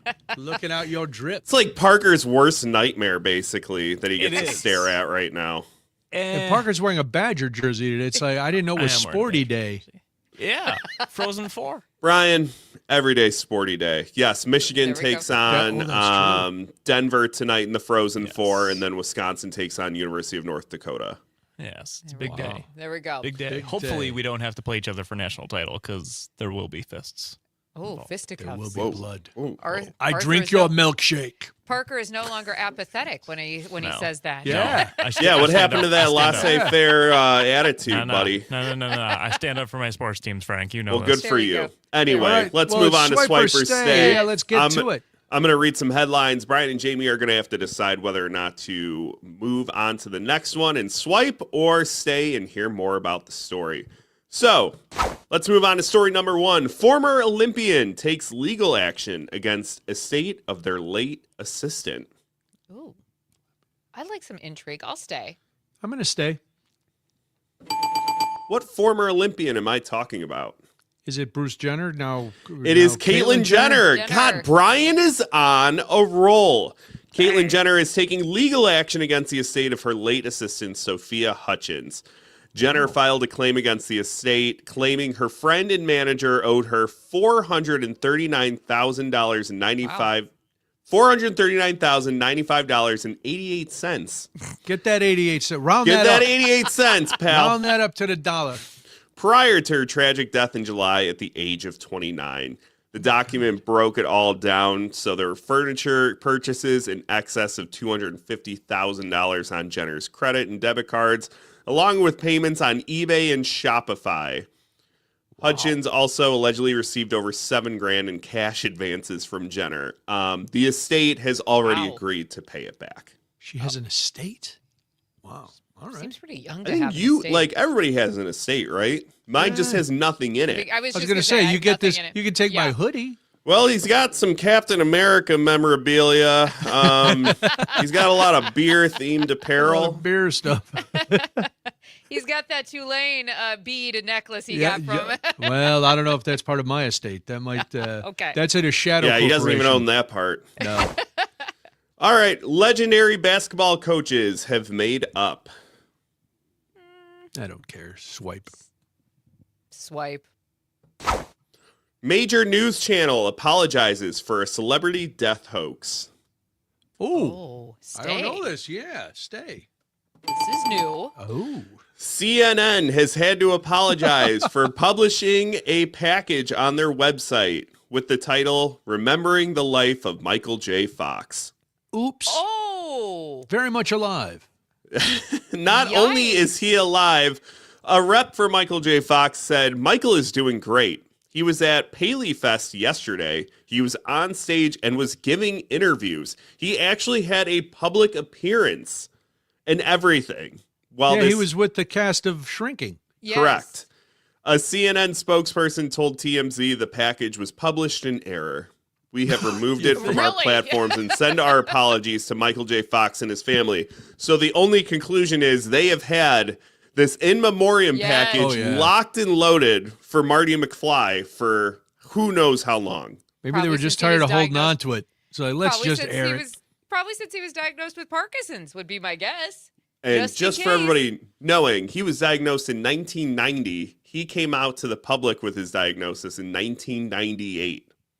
I'm gonna say They've they've just- been holding on to it for a while. It's like the sports commentators that have been sitting on the take that Tom Brady should retire and was washed Yeah. up, and they just held on to that take for Yeah. 10 years. A little bit morbid this time, but you get the drift. All right. We have a closer look at a sports journalist's marriage. Well, this is a continuation of yesterday, I'm assuming, so I want to It- stay. I'm going to swipe just because Parker got so excited. I'll let him Parker, break the tie. don't let me down. Frank, you know what I texted you last night. I'm staying. Parker and I are so enthralled with this. I have This is not a been great this. story. It is so good, and let me tell you, it's so good that even other major sports outlets are picking it up. It's not just Yes. tabloids, TMZ, Page Six. Mike Florio on NBC is talking about it. Yeah. So here's the deal: we never usually talk about other journalists because they're the same profession and all whatnot, especially their personal lives, but. Diana Rossini, Mike Vrabel story is the best thing. Not on Actually, it is on television. There's a clip of Rossini on the Stu Gotting Company show from February when she claimed her own mother felt her relationship was falling apart. Wow. Speculating her husband was seeing someone on the side while she's on the road for work. And then there was another clip from Get Up on ESPN where she says she's married to someone average. But if she had tied the knot with someone beautiful, he'd be all over her social media pages. So, Wow. what came across as jokes in the past, like nobody gave that any attention. Oh, I'm sure her husband gave it attention. Well, when she even said, she goes, I got to stop ragging on my husband. But now we're going back and looking at all this being like, oh, Diana. Yikes. Wow. This is better than any actual. This is like real life soap operas. This I is great. Sent at least one meme to Parker last night. Holy And I enjoyed it. cow. Yeah. Yikes. Wow. That's Swiper Stay for today. Holy smokes. I liked it. Thank you, Frank. That was You're a good welcome. one. Wow. Imagine your Mrs. Frank or Mr. Allison telling you that you were just average. Anyway, when we be come right. back, we will talk about all the referenda that were on the ballot on Tuesday. Some passed, some didn't. This is the Civic Media Network. It's going to be a much more exciting football season, isn't it? Man.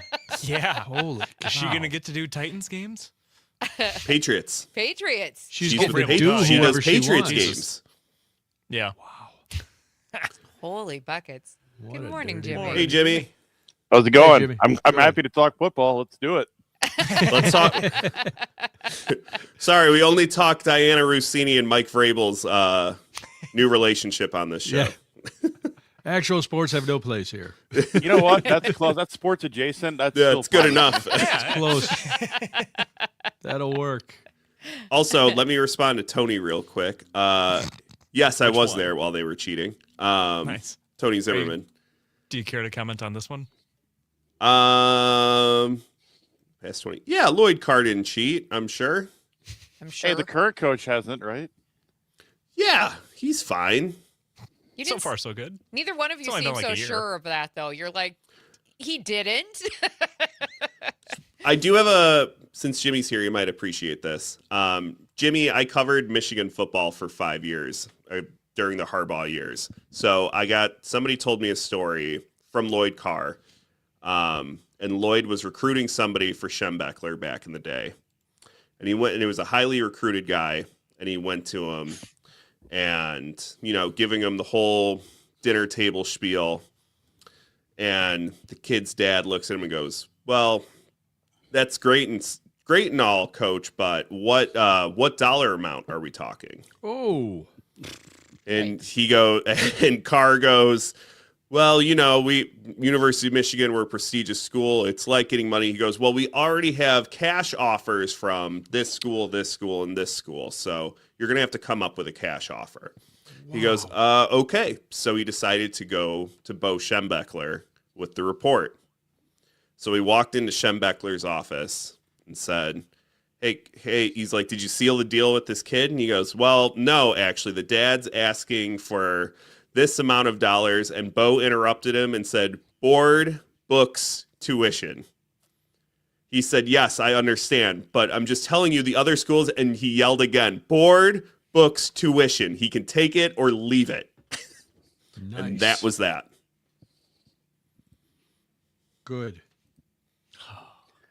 Well, hey, in Wisconsin, we have legislation that's giving UW some funding for NIL. So that's where we I saw. I pulled that arrived story. in Yeah. college sports. It's pretty wild. Oh, As Ed Orgeron says, the bag man comes to the front door now instead of the back door. yeah. Yeah. What's he up to? I haven't heard from him. Going in a on long- podcasts, telling great stories. Really? Is that all he does now? Yeah, living off whatever his payout was from LSU. Nice. Living the dream. Living There the are a life. few of those from LSU. Yeah. That's me. My next gig after this is I'm going to become the head coach at LSU. And LSU? Just sit on ride it out. $25 million buyout. That's what I'm doing. You can do special teams for them. What's Hey, Brian Kelly I'm on doing? year 5 of high school football special teams for a program that hasn't won a game in 4 years. Like we're, Hey, you know, best I'm special going to be teams in the LSU. state. You never know. LSU might hire me. They're They're going to come calling. They're going to be like, hey, you've been working with adversity for years. I think you're ready.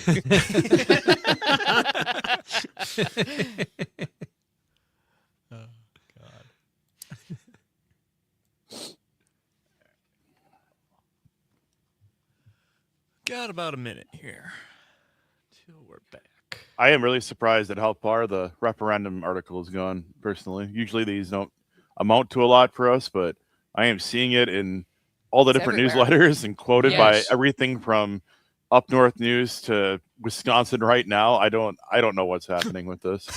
But I suppose when you sit up at 2 a.m. adding up call sheets, it pays off, I guess. I don't know. Yeah, definitely. There are some counties who don't post a summary of like everything. They make you Yeah. do the call sheets by hand. I think there are 5 counties left that do that.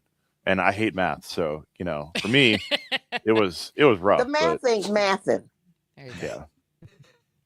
Why are you playing things that make us laugh, Parker? Sorry.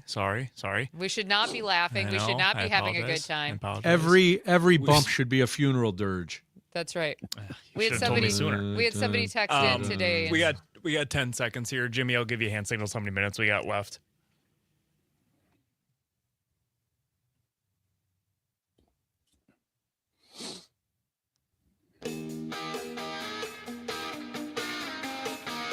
Local voices, statewide impact.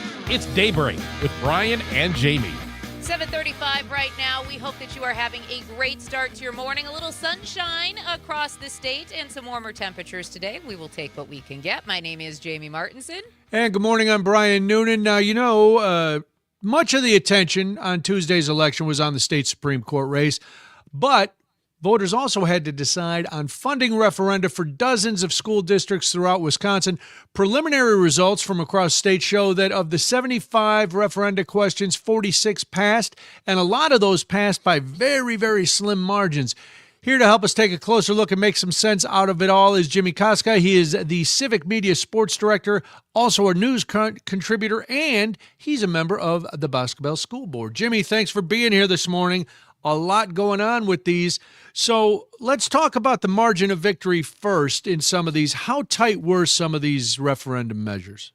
You know, it's amazing because the last few years here at Civic Media, when I've added these up, I've noticed a trend of some very tight margins with these. And I was tracking things that were maybe 100 votes or fewer that kind of decided some of these referenda. But this year, for this election, I was really surprised at just how tight it was, and especially in a couple of places. Now, a lot of the referenda this cycle were smaller school districts, especially in northern Wisconsin. And for a lot of districts, these were operating referenda. The vast majority were operating referendum that really just help keep the lights on, pay for staff, keep services, keep the lights on. These are not, we're building a football stadium, we're not adding to the school, especially in an era of declining enrollment. This is for a lot of schools survival. And with the results, when I looked at it, one of these passed by a single vote in the unofficial tallies from Tuesday night. Another passed by just 2 votes, Butternut and Shell Lake, respectively. And when I looked further into some of the close margins from the past few elections, yeah, it's a trend. I mean, these are really tight, really contested. And as a school board member of myself, when we did a referendum, we had taken a survey of what level, of funding the community would support. So the question was asked at different levels, like, would you support 30? Would you support 20, 10? Just to figure out where people might set it to. And everything we were told by the person that put together the poll and analyzed the data was that if you try to go above what the community is telling you they will support, it is almost guaranteed that you will fail. So we actually went in just under what the community said they would support, and ours ended up passing by about 80 votes. Well, we weren't alone in this in the last 3 years, because in this week, we saw, besides the 2 that passed by just single digits, under 83 votes, Gilmanton's passed by 83, 11 passed by 83 or fewer votes.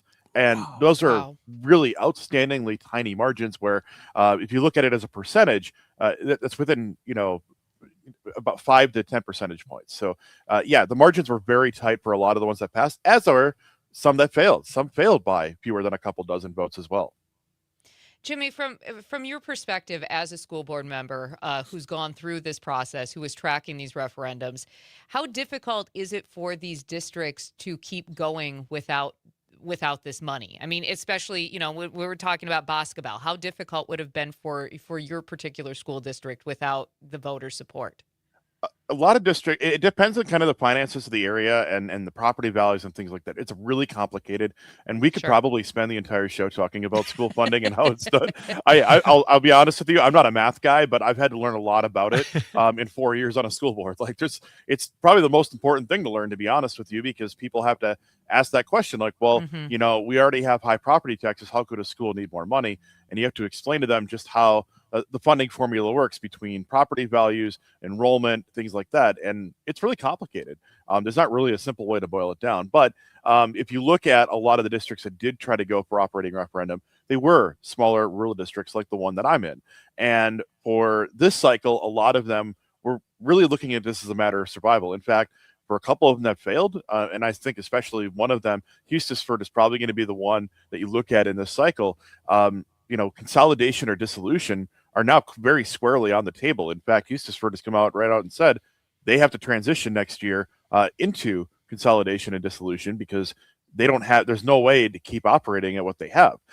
Some of the smaller districts that did see it fail, I think of, like Siren or Lena or some of these smaller ones where the referendum did pass. Winter's another one. They post that that's not the option they want to pursue, but financial reality is they can't operate with no fund balance or cash reserve. The reality is without the operating referendum, they don't have the money to continue operating long term. This is not unique to these districts in this referendum cycle. I think pretty much every small district in the state is facing this.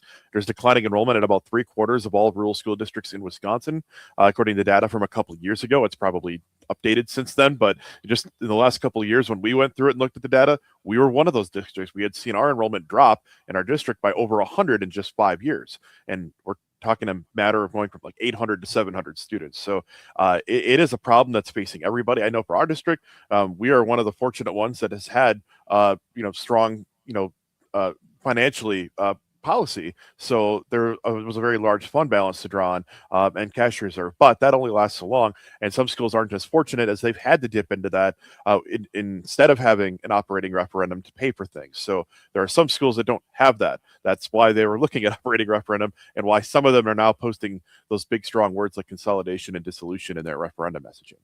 Jimmy Koska is our guest. He's Civic Media's sports director, also our news contributor, and he's a member of the Boscobel School Board. Let's talk a little bit about this consolidation, Jimmy, because it's not a thing really in Wisconsin yet.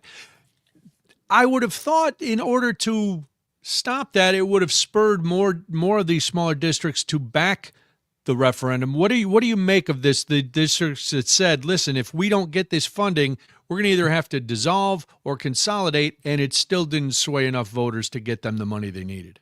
I think that with recent reassessment of property values, for example, especially again, as we talked about in northern Wisconsin, rural areas where they reassess properties, it reduces the mill rate to a point, $4 in some places, $4 mill rates, which means that the schools can't, with the tiny enrollments they have in some of these places, where people don't live in some places in northern Wisconsin, area I'm from, they don't live in these areas permanently. They don't have kids going to schools. It means they can't draw enough in local money to fund their operation. That's why they have to go to referendum. There's not another lever to pull. This is all they can do. And unfortunately, in places like Winter, it means that the referendum is asking for quite a bit per student, over $10,000 in some cases per student. That's a big number. And, when local taxpayers see this, maybe, knowing that, their taxes are going up anyway because of assessments in the last few years, post-COVID assessments have, in some places, more than doubled the property values of some places.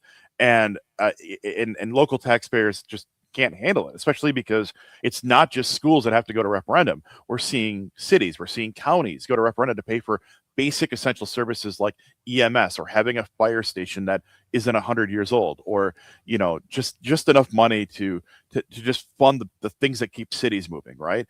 And if you go to some places, you look at some cities, some municipalities, not only do they have referendums on the table for a school and they see the mill rates increase for that, but again, it's those basic, shared services like police and fire and things like that, that if they don't have the money for, they have to ask in a referendum. They have to build a new community pool. They have to do all these different things.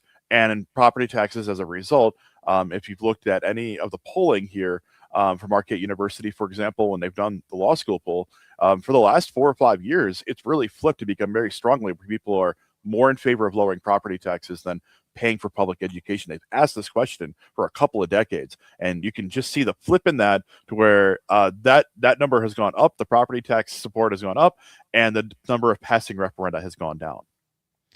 How much pressure, as a school board member yourself, how much pressure are these school boards under, knowing that a vote could come down to just a few ballots?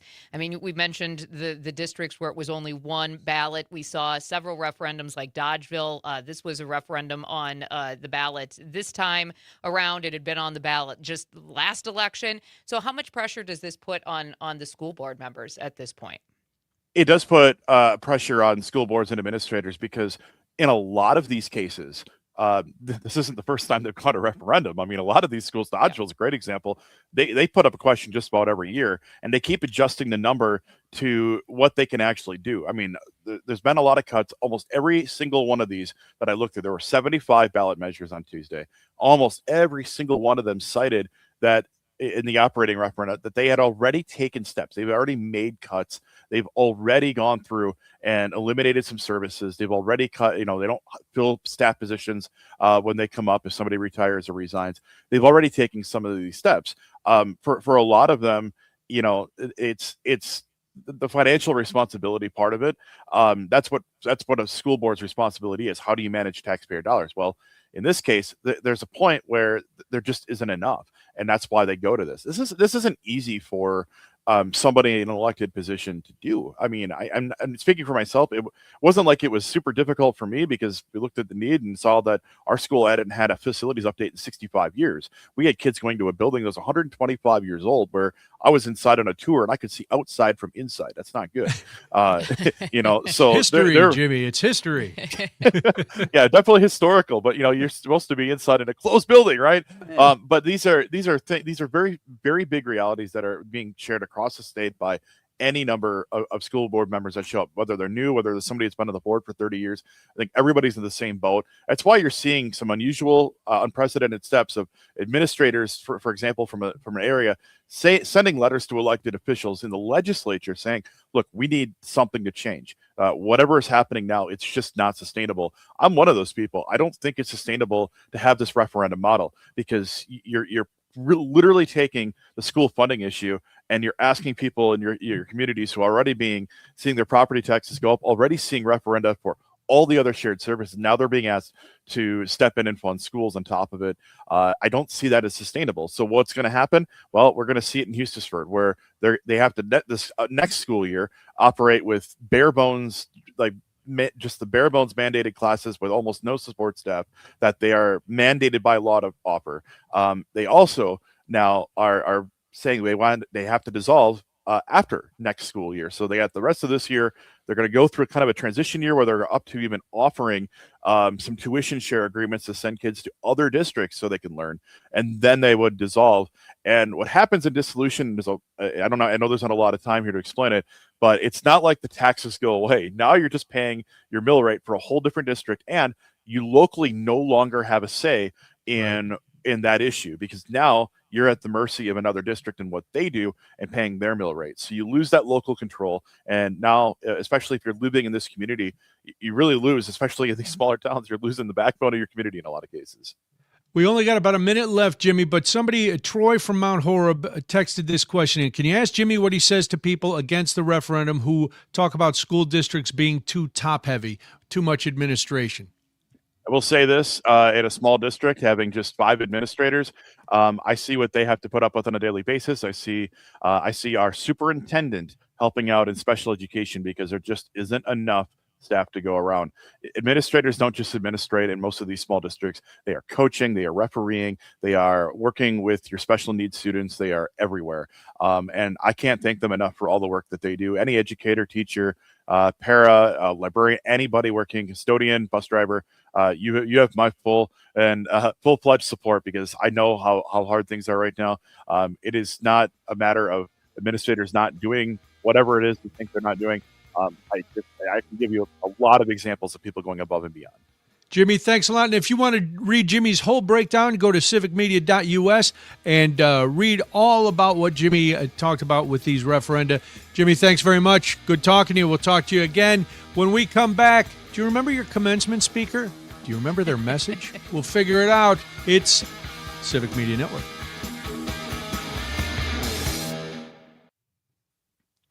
All right. Thank you, Jimmy. Thank that was you great. so much. Yeah, I could talk so much about this stuff. Unfortunately, there's a lot you can say about this, and I really truly don't, the counter messaging to people against referenda, like I don't know that I spent a lot of time on it, because there's a small group of people that you can give information to that can decide a certain way. Some people are just underinformed about things, and maybe they only read what they see online, right? That's the people I try to reach. The people who are against it are against it, and there's not much you can do to move them. I know for me, it was going out to like farmers markets and community events, holding up the sandwich board and saying, look, this is what we're trying to do, and this is why it benefits all, even if you don't have a kid here. So that's I don't think there's a magic wand you wave and say this is how we fix it with people, but you can certainly try. But like I said, it's a really complicated issue, and it affects just about everybody. So yeah. Well, thank you. We appreciate your time so much. Thank you, sir. No problem. Take care. You too. Have a good day. I'll see you tomorrow. Yeah, that's the thing, too. I mean, we've talked about it. I went to consolidated schools. In fact, one of our governors, Governor Janklow, at one point had even proposed having regional schools where it would be like a public education boarding school, because South Dakota schools were in so much trouble. And so now in South Dakota, Dakota, trying to start those Native American boarding schools, send people away again. We have those as well in South Dakota on the reservations. But at the same time, I thought it was interesting because like now there are some school districts that are like 5 and 6 schools consolidated in South Dakota. And so they become the so-and-so county school or whatever. So they're slowly having to work. But in South Dakota, you have so many towns with populations of 150 or less.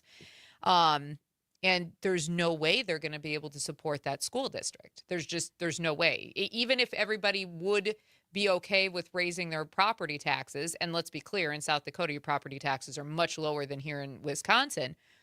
That's still, I mean, if you only have a population of 150, 200 people, that's not enough to support that school district. So it's a conundrum, especially in the very rural areas. It also is a good testament to why you should vote, considering Butternut's referendum passed 281 to 280. Mr. Plowking says, Oprah was the speaker when I graduated from Roosevelt University. Don't remember any of the speech, but remember she left as soon as she was done speaking. You didn't get a car, Mr. Plowking? You get a car, and you get a car, and you get a car. Every graduate gets a car. And you get student debt, and you get student debt. You could sell the car to take off some of the student debt. Oprah could have paid for everybody's student debt. She could have, and still been financially okay. All right. Got 10 seconds here.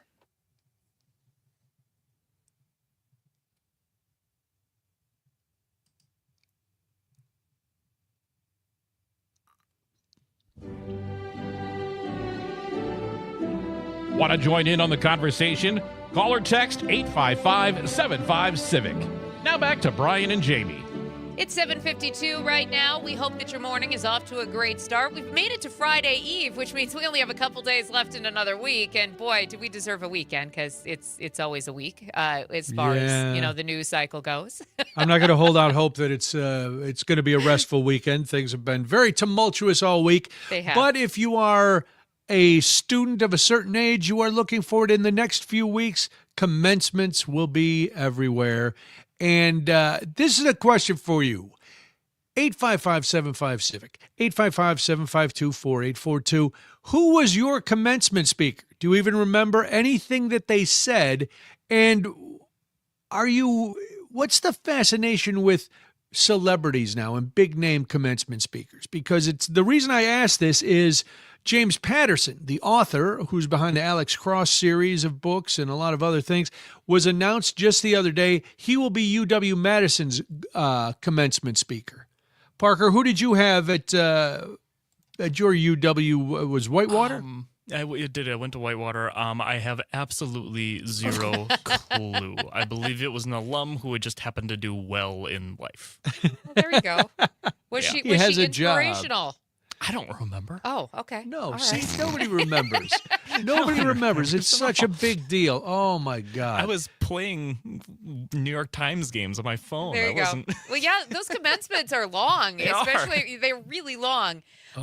Mr. Plow King says over on our YouTube chat that Oprah was the speaker when he graduated from Roosevelt University. Good for Says him. he doesn't remember any of the speech, but she left as soon as she was done speaking. She didn't sit on the stage in her No. honorary gown? And No, that's bad form. No. You stay for the whole thing. He also says all he really got afterwards was, an alumni letter asking for money. Yep.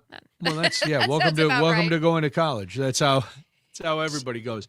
Who was yours, Jamie? Any idea? I have no idea. I graduated in 2001. You're lucky I remember what I had for breakfast this morning. So no, I have no idea who our commencement speaker was at all.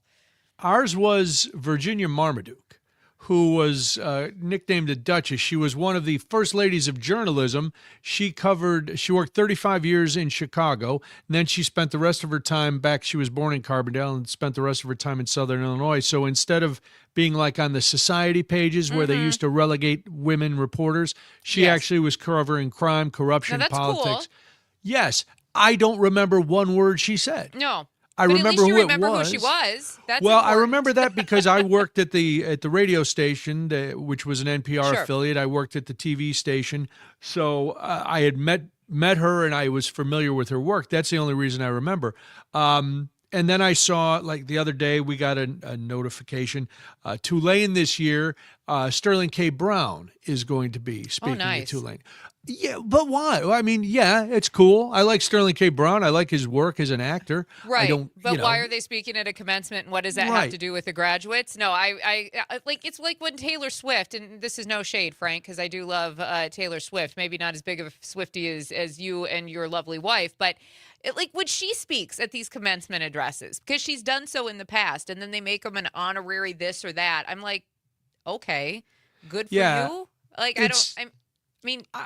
I don't know why. If it was someone who I knew, I would be ecstatic.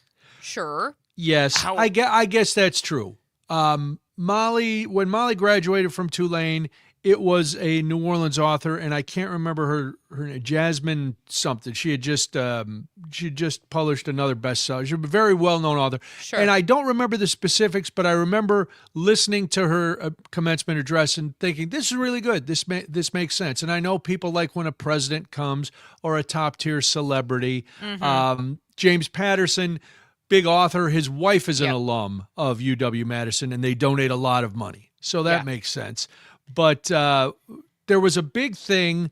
The year after Molly graduated, they were going to have Hoda Kotb as the commencement speaker, who is from New Orleans. Yes. Who started her whole career in New Orleans, talks about New Orleans, has pretty good career. Hoda's done pretty well for herself. Love oh, Hoda. my God, the parents went crazy that she wasn't a big enough name. That What? they wanted, well, this place has Tom Hanks or somebody else has, the president. We get Hoda's Hoda not good enough Kotb. for you? Not for some. Not for some of the Wow. hoity-toity bougie jerks. And if I had Did been they want Hoda... Did they want JoJo Siwa like a Harvard Business School? Oh, no, had? no. They wanted, I guess, a more marquee name, but Hoda Kotb, everybody knows who she is. Wow. Yeah, and I would have told everybody to go pound sand then, but Hoda stayed true. She came and did it because that's her love it. hometown, and she did by all reports a I great bet you job. that was an amazing speech from Hoda. Oh, I would imagine. Especially now because she's got, she had something to prove. Yeah. I She wanted could to tell imagine everybody that her- was fantastic. Yeah.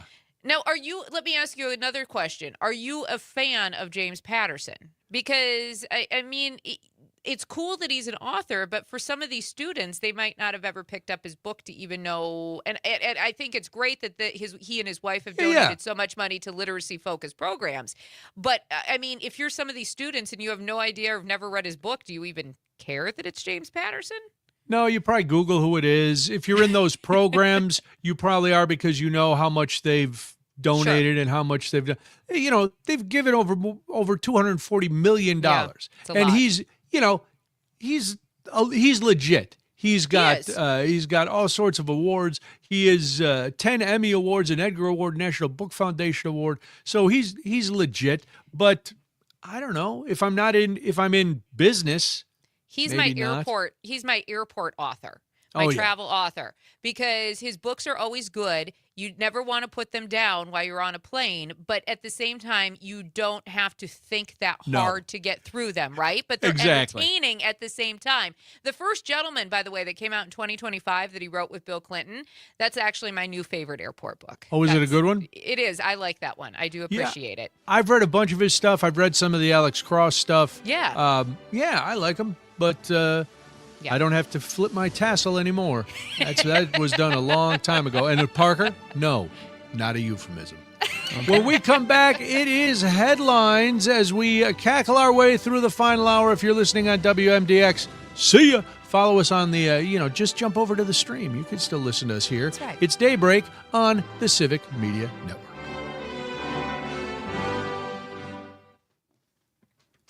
Tiffany on the text line saying she graduated in 2009, had an economist whose message was basically, it's a recession. Good luck, kids. Oh, God. An economist. Ugh. I have to run to the bathroom as well. So, Parker, I'll Frank, keep. Don't worry. entertain I'll the keep masses. Parker entertained. Good. Phew. I get distracted I know. really easily. You if get there's crazy. nobody talking to me in front. Yeah, no. I can't be left to my own devices. Is this another Parker Ask Me Anything? Hey, if you got questions, Frank, knock yourself out, kid. Let's see. I don't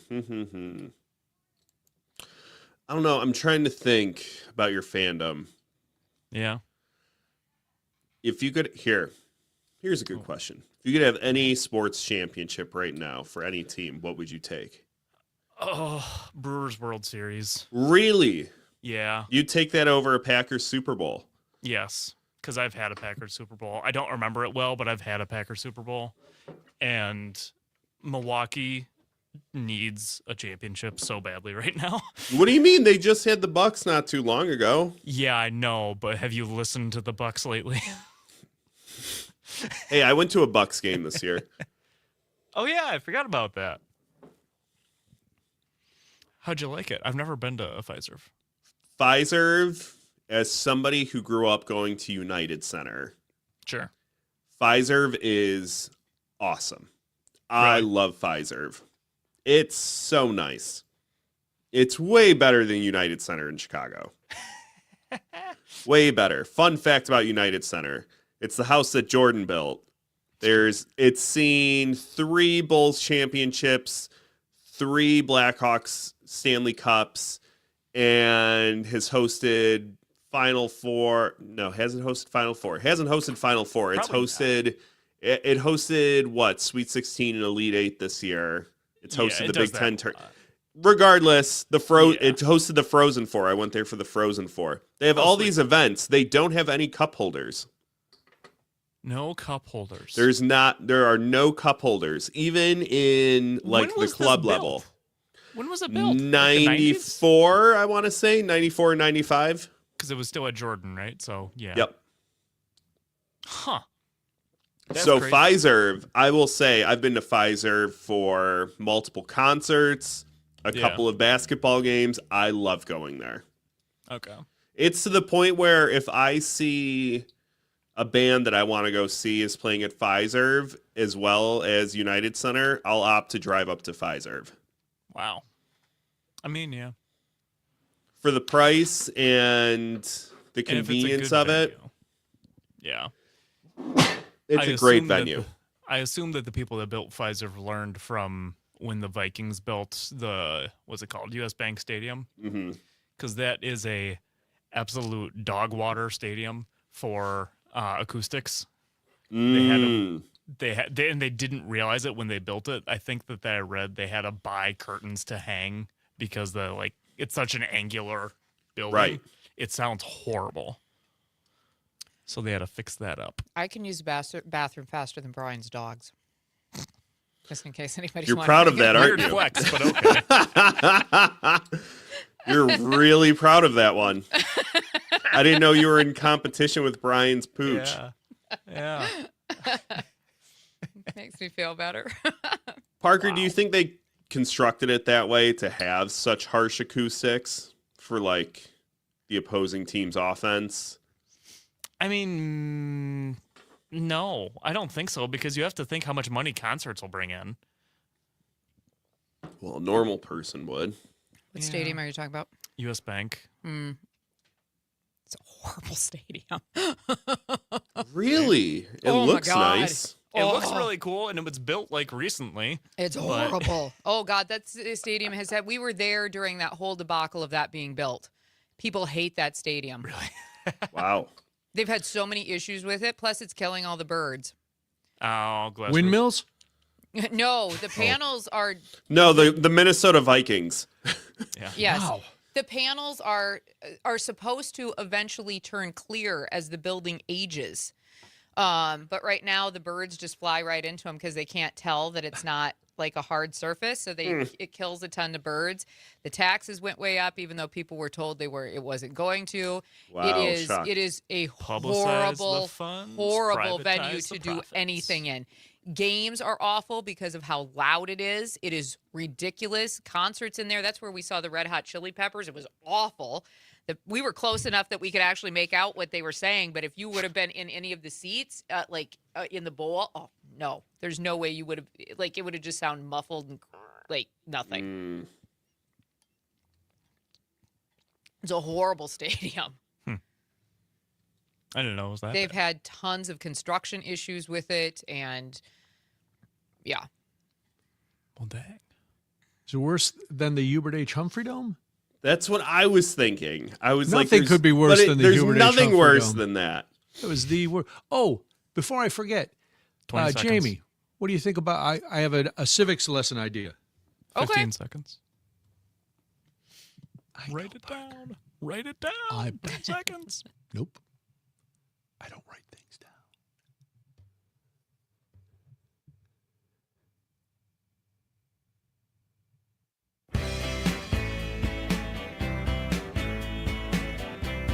From Lake Superior to Lake Michigan, this is Wisconsin's Morning Conversation.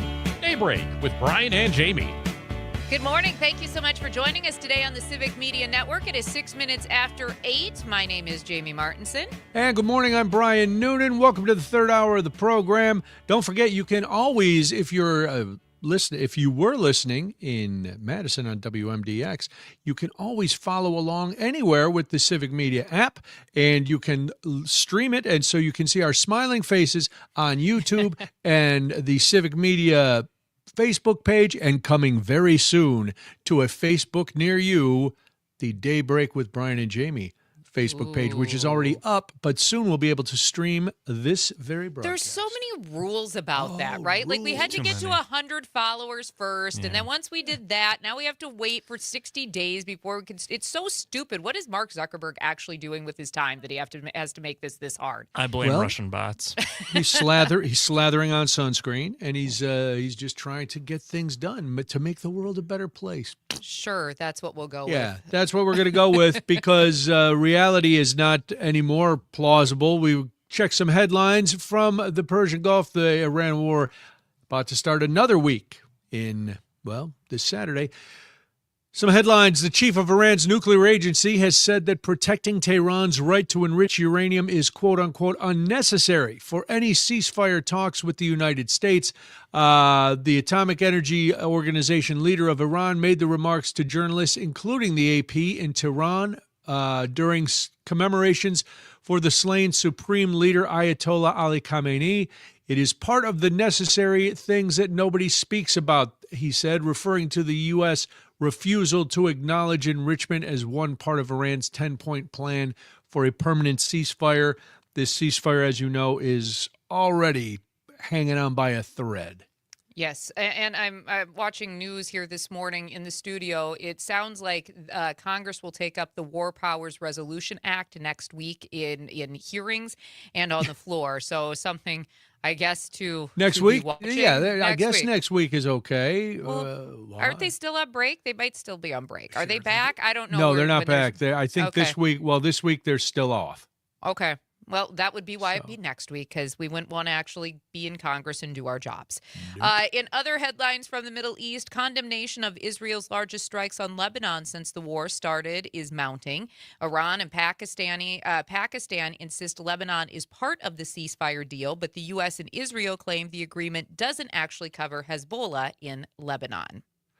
Iran's Islamic Revolutionary Guard Corps claimed shipping through the critical Strait of Hormuz stopped following Israel's massive attack on Lebanon Wednesday, which Iran said was a ceasefire violation. And John over on YouTube this morning says 9-month breaks are important when we're talking about Congress. Yes, they are. And finally, in headlines from the Middle East, Vice President J.D. Vance, Special Envoy Steve Witkoff, and Jared Kushner will go to Islamabad for talks beginning Saturday. Tehran's delegation will arrive in the city Thursday night. Iran's ambassador to, at least that's according to Iran's ambassador to Pakistan. Well, we're sending the A-team over there. That's top. That's some top-tier negotiating talent right there, Jamie. Well, at least we're sending people, because yesterday it wasn't even clear if we were going to have anybody represented during those conversations. So, well, that's because JD was busy in Hungary stumping for Orban, who has the blueprint. Him? They're not actually letting him come home. They're actually just diverting him from Hungary to. I'm sure that's what they're doing. Let's keep putting him in harm's way. That's the thinking. So good for that. Well, Witkoff and Kushner did such a great job keeping us out of the war in the first place. I think they're just over there looking for new money-making ventures for the Trump family and regime. Let's be clear and honest about this. What has Jared Kushner said about Gaza, though, for so long, and a war in the Middle East, and what that would mean for big, beautiful land to develop, right? Yep. I mean, if you're skeptical of what is happening, much to your point, which is why I bring up Gaza, these are comments that they've made publicly in interviews about being able to develop land in the Middle East. Yeah, this isn't a secret. They're not really good at playing their cards close to the vest. That's what's so amazing. They tell us exactly what they're going to do, and people choose not to believe them. That's it's just like dumb. 5-year-olds on Christmas who just opened their Christmas stocking, and mom and dad told you not to quite open it yet until everybody comes down from, for the day. I mean, that's essentially what they're like. Like, they're so giddy they actually can't hold on to the information and make sure that, maybe they don't tell everybody what the plan is. Well, they're so arrogant they figure they'll get away with it no matter what, and that has proven to be the case. So they're not too worried about it. All right, well, that's what you needed to know from the Middle East. But Parker, there's stuff that we need to know here. It's a wake-up call in more ways than one. Time for some you need to know. Well, this story is a little bit confusing, but try to hang with me. Wisconsin utilities have joined an effort to curb power line competition. So, as you're driving up, you see the power lines everywhere. Well, there have been repeated failed attempts by some of the state's largest utility companies to eliminate out-of-state competition on these big energy infrastructure projects. Several of those companies have now asked federal regulators to suspend competitive bidding rules for such projects in several states, including Wisconsin. Proponents of competitive bidding immediately blasted this as tone deaf.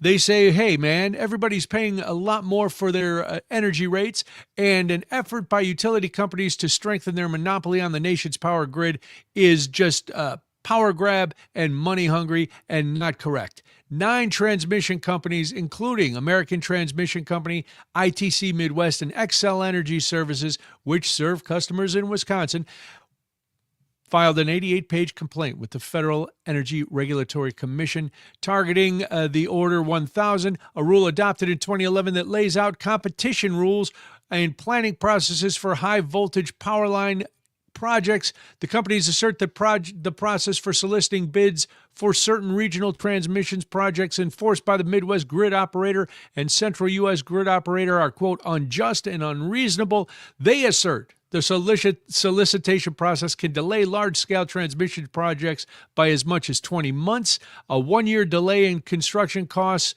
will increase them by about 20% for every $1 billion spent. So they're trying to suspend competitive bidding. They want to be able to just, if you're in the state, that's who gets the contract and nobody else. I didn't even know this was a thing. So the more you know. But yes, this is another thing we're going to deal with here in Wisconsin. I knew this was a thing only because at one juncture in life, when my husband needed to get out of radio, he was a federal employee for the Department of Energy. So Okay. I knew this was a thing because he worked with the big power lines. So he worked for a division called WAPA, the Western Area Power Association. So I knew this was actually a thing. But really, if you're listening to that story and you're like, what the hell are we talking about? Well, here's what actually matters to you.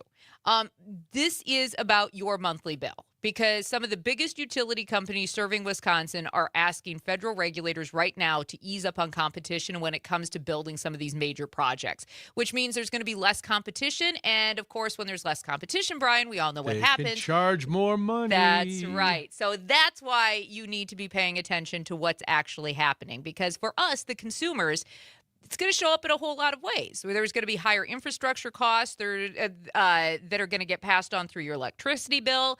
So whether you're running a farm, whether you have a small business, whether you're just, trying to keep your house warm in the winter, cool in the summer, you're going to probably end up paying more if this is something that actually goes through.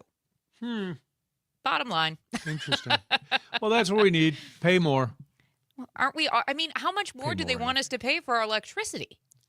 I think they're just going to start taking our paychecks straight to utility companies and the government and then giving us like a little allowance. A summary, Here's what you need to allowance eat. for groceries and Yes. for anything else? Okay. It'll be like the SNAP program. You'll get $6 a day for your meals because everybody can survive on that. Sadly, I would like to say that that's hyperbole. Somewhere in the back of my mind, I'm like, I could actually see that happening down the road, and I hope I'm wrong.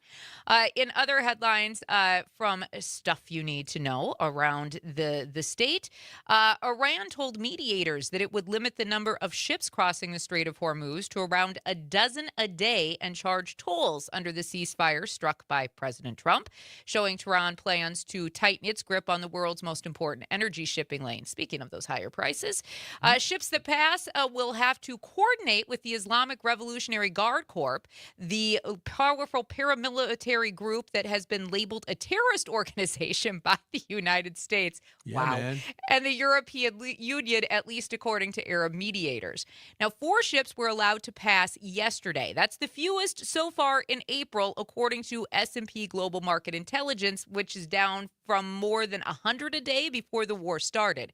Iran is requiring ships to work out toll arrangements ahead of time and then pay the fees in cryptocurrency.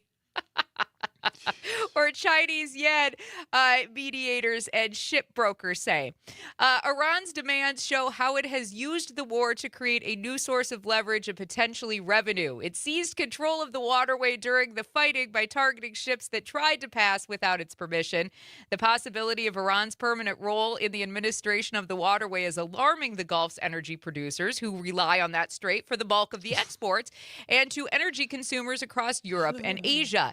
The U.S. is still pushing publicly for a free and open strait, but Iran isn't showing a willingness to loosen its grip. You think? Wow. Tell me again how we won this, how we're better off than we were a month and a half ago when we started bombing Iran for no provable reason other than a feeling that some old man who seems to be a little bit off his rocker had, because there was no evidence of any sort of threat. And remind me again, Jamie, the strait was open with no tolls, let's say 2 months ago. That is Ships could correct. just pass through there. Mhm. No big deal. Do you know why? Because President Obama actually worked that deal out back in the day. So Don't like him. He wore a tan suit. Not a fan. Not a he made fan. sure that, goods and energy supplies for not just the United States, but globally could actually continue to pass. We've got John chiming in over on our YouTube chat this morning saying the U.S. can be considered a terrorist organization now. So there's that. You got that going for you. Also which is going on nice. and saying that Trump and his cronies are making money hand over fist. So they're winning while the rest of us suffer. And you can't actually disagree with that because Iran is now setting a new normal, and this president has no idea how to combat that. No, we lost. There's no other way to look at it. We lost. Now he's floating the idea that we will work with it'll be a partnership so that when they're charging a toll, we'll get half. I don't think they're going to work with the infidels. They're doing it in crypto. Yeah, this is and yen, which tells you, who else? It's the story we did in last headline. Who is helping? Didn't we just say Iran? that China said that they're not helping Iran? I don't know. Dots connecting once again this morning. Again, so and just real quickly, the woman who sold the ketamine to Matthew Perry that caused his death finally was sentenced to 15 years in prison. She was called the Ketamine Queen. She admitted to running a stash house for illegal narcotics out of her home in the North Hollywood district of Los Angeles.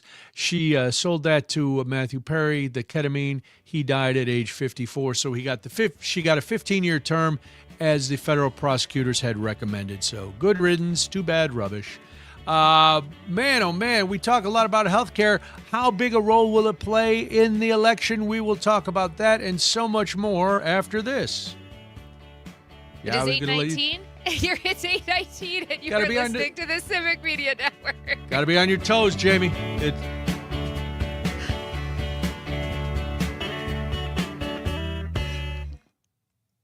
For some reason, I was thinking we ended I don't know. I was thinking it was it was a 50? I did. I was. That's 50, exactly no. what I was thinking. I was like, wait, no, yes. And then it all went through my head at the same time.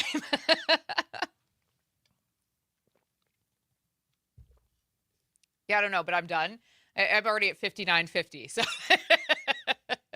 Brian, you're going to have to do these last 3 segments by yourself. Okay. that's where my mind went. I did. I was actually thinking it ended at 50 for some reason. So.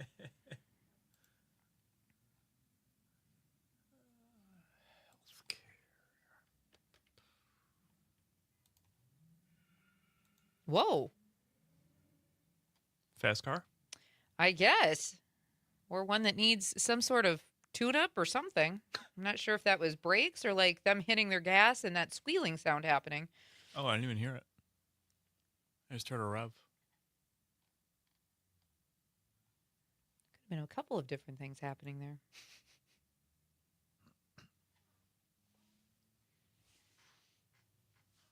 I do wish I could see a little bit more of the street from here. That's the one thing I do appreciate about this studio. People watching? Oh, I'm a huge people watcher. Yeah. It's like I'm one of a my wheel watcher. pastimes. I love to people watch. I love to people watch when they don't know you're people watching. I people watch for judgments, that's all. I mean, yeah.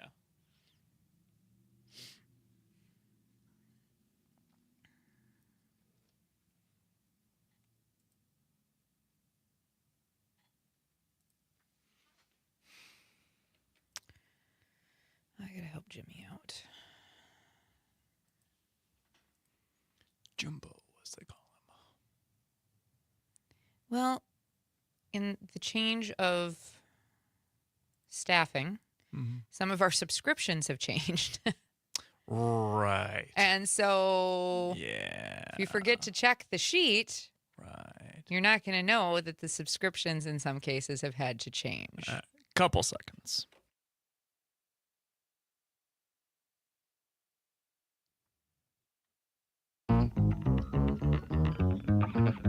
All facts, no fiction. It's Daybreak with Brian and Jamie. It's 8:22 right now. We hope that your morning is going well so far. Thank you so much for joining us today on the Civic Media Network. My name is Jamie Martinson. And good morning, I'm Brian Noonan. You wanted to get in on the action, 855-75-CIVIC, 855-752-4842. Healthcare, we've been talking about healthcare forever. There was the Affordable Care Act. Hillary Clinton tried to do healthcare. We have a concept of a healthcare plan under this administration. It's been coming out in 2 weeks. That was 10 years ago. But that's neither here nor there. But when voters talk about the economy, part of what they worry about is healthcare. It's obviously higher prices on other things, but healthcare is becoming out of reach for a lot of people, which means access to prescriptions, access to proper healthcare. It's all becoming out of reach. It's been the number one issue since in the 2018 midterms. Everybody was fighting over the Affordable Care Act. So now we've done it. Democrats historically, that was their bailiwick. We always cared about healthcare. We did it. And listen, the Affordable Care Act is there because of a Democratic president. That's the way it goes. And if we keep calling it the Affordable Care Act, then the people who voted against it are going to go, I thought it was Obamacare. I don't like Obama. I like the Affordable Care Act. And yes, I know I did the voice. That's how it is. That's how I hear those people arguing. I think it's fascinating that so many people, even this many years later, I mean, we're almost a decade past, right? Yep. Who still don't understand that Obamacare is the same thing as the Affordable Care Act. And it's just like here in Wisconsin, people will say, well, I don't have Medicaid. Are you on Badger Care? Then you have Medicaid. I mean, it's the same why don't concept. they call it that? Right. I don't know, Forrest. Why don't they call it that? Frank's going to yell at me now. You can't say that. You can't do that. Well, so how big an issue is it going to be in this next election? They're saying this is going to be a major, major concern. Now, the Democrats should have an edge because they've already the plan that's still in place, tenuously, is a Democratic plan, and the Republicans have proven time and time again they don't have a plan. But will people once again vote against their own self-interest, as we saw them supporting getting rid of Obamacare, despite the fact that they were firmly entrenched in the Affordable Care Act? And then it was like, wait a minute, buyer's remorse set in because they realized they didn't read the fine print and see that it was the same thing. And now they're getting kicked off their coverage too. And I think this election is going to be interesting especially as we approach the midterms, because as you mentioned, Democrats usually have the advantage on health care because voters trust them on that issue. Republicans, on the other hand, usually have the advantage on the economy, but this economy is not good, right? And people are not only paying more for health care, but they're paying more for everything else as well. Jamie, what are you talking about? The economy is hot. We're the hottest economy, the greatest economy ever. So right now, and I get there's people who are going to not vote for their own best interests because that happens every election, especially in the last 10 years. We've seen it more and more. But at the same time, I have to wonder how independents who don't really trust either party on any issue are going to swing in this particular case. Because as we know, independents are usually the ones who basically make vote or for break Jill the Stein election. and screw everything up. Well, that's just it. And so that's just the thing. Like, are they going to swing wildly for one party over the other? Will they just sit that one out? I think that's going to be the question because healthcare and the economy are not great right now. Well, if you're going by numbers in Wisconsin, you can't afford to sit. You can't afford to sit any election out. You definitely can't afford to sit this one out. 85% of people in Wisconsin say healthcare is a key voting issue. 70% say they're worried about hospital closures. 85% in some areas like Eau Claire, and especially in rural areas areas where we've seen hospitals and doctors' offices and everything closing, they're especially concerned about losing local hospitals. 1 in 3 have been denied care by insurance here in Wisconsin. 7 out of 10 people have experienced medical debt in their family. So there's no luxury of sitting this one out. And if you're in Wisconsin and you're hearing these numbers, you're thinking, well, then whoever is giving me a way to keep myself and my family healthy and keep my access to health care, they're the ones I need to vote for. And so going back to what you said about the Republicans usually having the lock on economic issues, they don't anymore thanks to the person at the top. So this is the time to really put party aside and look at yourself and go, if I get sick, what's going to happen? If my kids get sick, do we have the hospital that used to be 5 minutes away is closed? Where are we going to go to the hospital? I think from a voter's perspective, too, when you look at this, I think voters are really sick of both sides using healthcare as a campaign issue. And both sides use it as a way to rally voters. And it's not something that's been fully fixed. I mean, the Affordable Care Act was just the first step in 2018. And all Republicans have tried to do is demonize it, tell us that it's bad, and tell us that it's socialized medicine. That's what they've been doing since 2018. Like, get a new shtick at this point, right? But this isn't just policy. For a lot of people, this is personal, because if you can't afford your medicines, this is personal. If your local hospital is closed and you're now driving 45 minutes just to see a doctor in an emergency, that's personal. And whether you can take your kid to the doctor about worrying about what the bill is going to be when you get it, because there are some people who will actually skip that because they're so worried about having another bill come in the mail every single month that they are not going to be able to afford, that they are actually skipping care. And I mean, we live in one of the most advanced countries in the world, and yet in 2026, we still can't figure out healthcare. Like, what are we doing? Well, we're profit driven. Everything is about the bottom line. There's nothing. Companies. It's money and insurance. This is another stat that came from polls here in Wisconsin. And again, you take them for what they're worth. 67% of people say they trust hospitals. Only 6% trust insurance companies. That number seems high to me. That seems like 5 numbers too high. But yeah, it just we got to make the money. So instead of caring for our people, we care about our profits. Yeah. All right. When we Always come about back, the dollar bill. the farm bill. How are you guys doing? How are you guys doing on the farm with that? Talk about that and so much more. It's Daybreak on the Civic Media Network.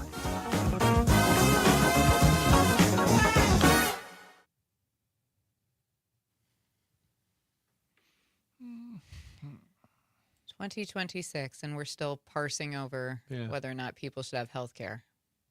Okay. Nope. Well, when you take away all those you have vaccines. to wait. You have to wait if if you're in one of these socialized medicine countries, you might have to wait for a while. If you take away all the vaccines and things, too, we're going to be so much healthier. Everybody's healthier.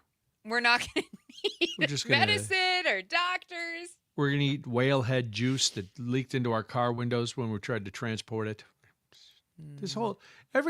This could be the dumbest, just the dumbest group of people ever. It's stupid. We've evolved, supposedly. This is not the Middle Ages anymore. We shouldn't have people dying in the streets because there's no cure. We have cures for stuff. We have access to it, but we've allowed money to take the place of compassion, and money trumps society. So it doesn't matter. As long as somebody's making money, the rest of us, forget it. We've got an angry texter over on Facebook. What now? Why is this garbage in my feed? I don't know. How about you just scroll past, Steve? Scroll past. Yeah. Scroll past, Steve. Go ahead. Is he on Instagram? It's on a Facebook chat. On Facebook. Steve, how about this, Steve? Unfollow us. That would be great. Why don't you unfollow? Why don't you block us? Then you and your garbage. Because tell me what was it? Was it the voice, Steve? Was it that I made fun of you? Was it because you didn't know that Obamacare was the Affordable Care Act, Steve? Is that why you're upset? Or are you upset because you realized you got duped, Steve, because you're dumb and you fell for the line of BS that was sold to you, Steve? Is that why? You can tell me, Steve. It's okay. I don't think I realized Obamacare and Affordable Care act were the same thing, but I was 8. So Well, you were 8. Well, you were Yeah, 8. Yeah, I was 8. Okay. Yeah, Now, your did mom your and dad parents took you to the understand doctor. that- They didn't. Yeah. I knew it. I knew it after like I was 9. Did your parents Okay. understand it was the same thing? Okay, well, there you Did go. anybody know? I think you're okay, Parker. We don't we don't hold 8-year-olds to the same standards, even though an 8-year-old's mentality is what a lot of grown-ups seem to have when they're making these decisions. A young child is not responsible for insurance No. decisions. Thank God.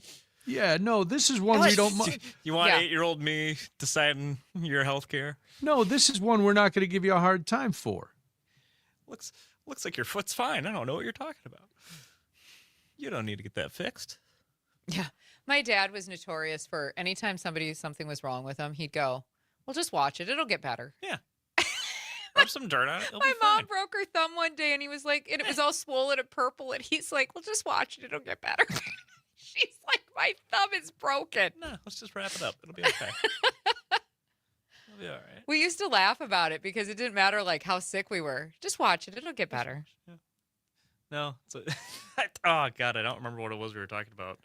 We were talking about like a really long drive, my family the other day, and my grandpa. He would always, whenever you were driving anywhere, he'd say, "Gramps, how long until we're there?" He goes, 20 minutes. Yeah. Always 20 minutes. 2 Yeah. weeks. 20 minutes. 2 weeks. Every Yeah. Chinese restaurant It's you just order 2 from. weeks, yeah. Every Chinese restaurant you order will be ready in 20 minutes. 20 10 minutes. 20 minutes. Cart Doesn't right. matter how much you order. Cart right. I ordered everything. Yeah. 20 minutes. I ordered one thing. 20 minutes. Okay. Mm-hmm.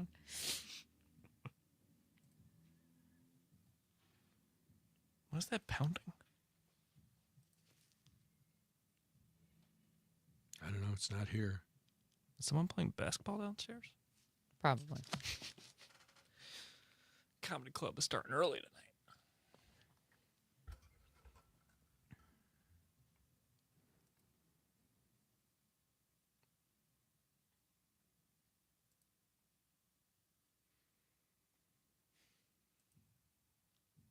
I will say it's quieter over here than an A2 usually, though, because A2 would always have the hair salon chairs yeah. moving above us. Did I just figure out that both news and news talk have separate logins for all of the media, like all of the newspapers? 10 seconds till we're back.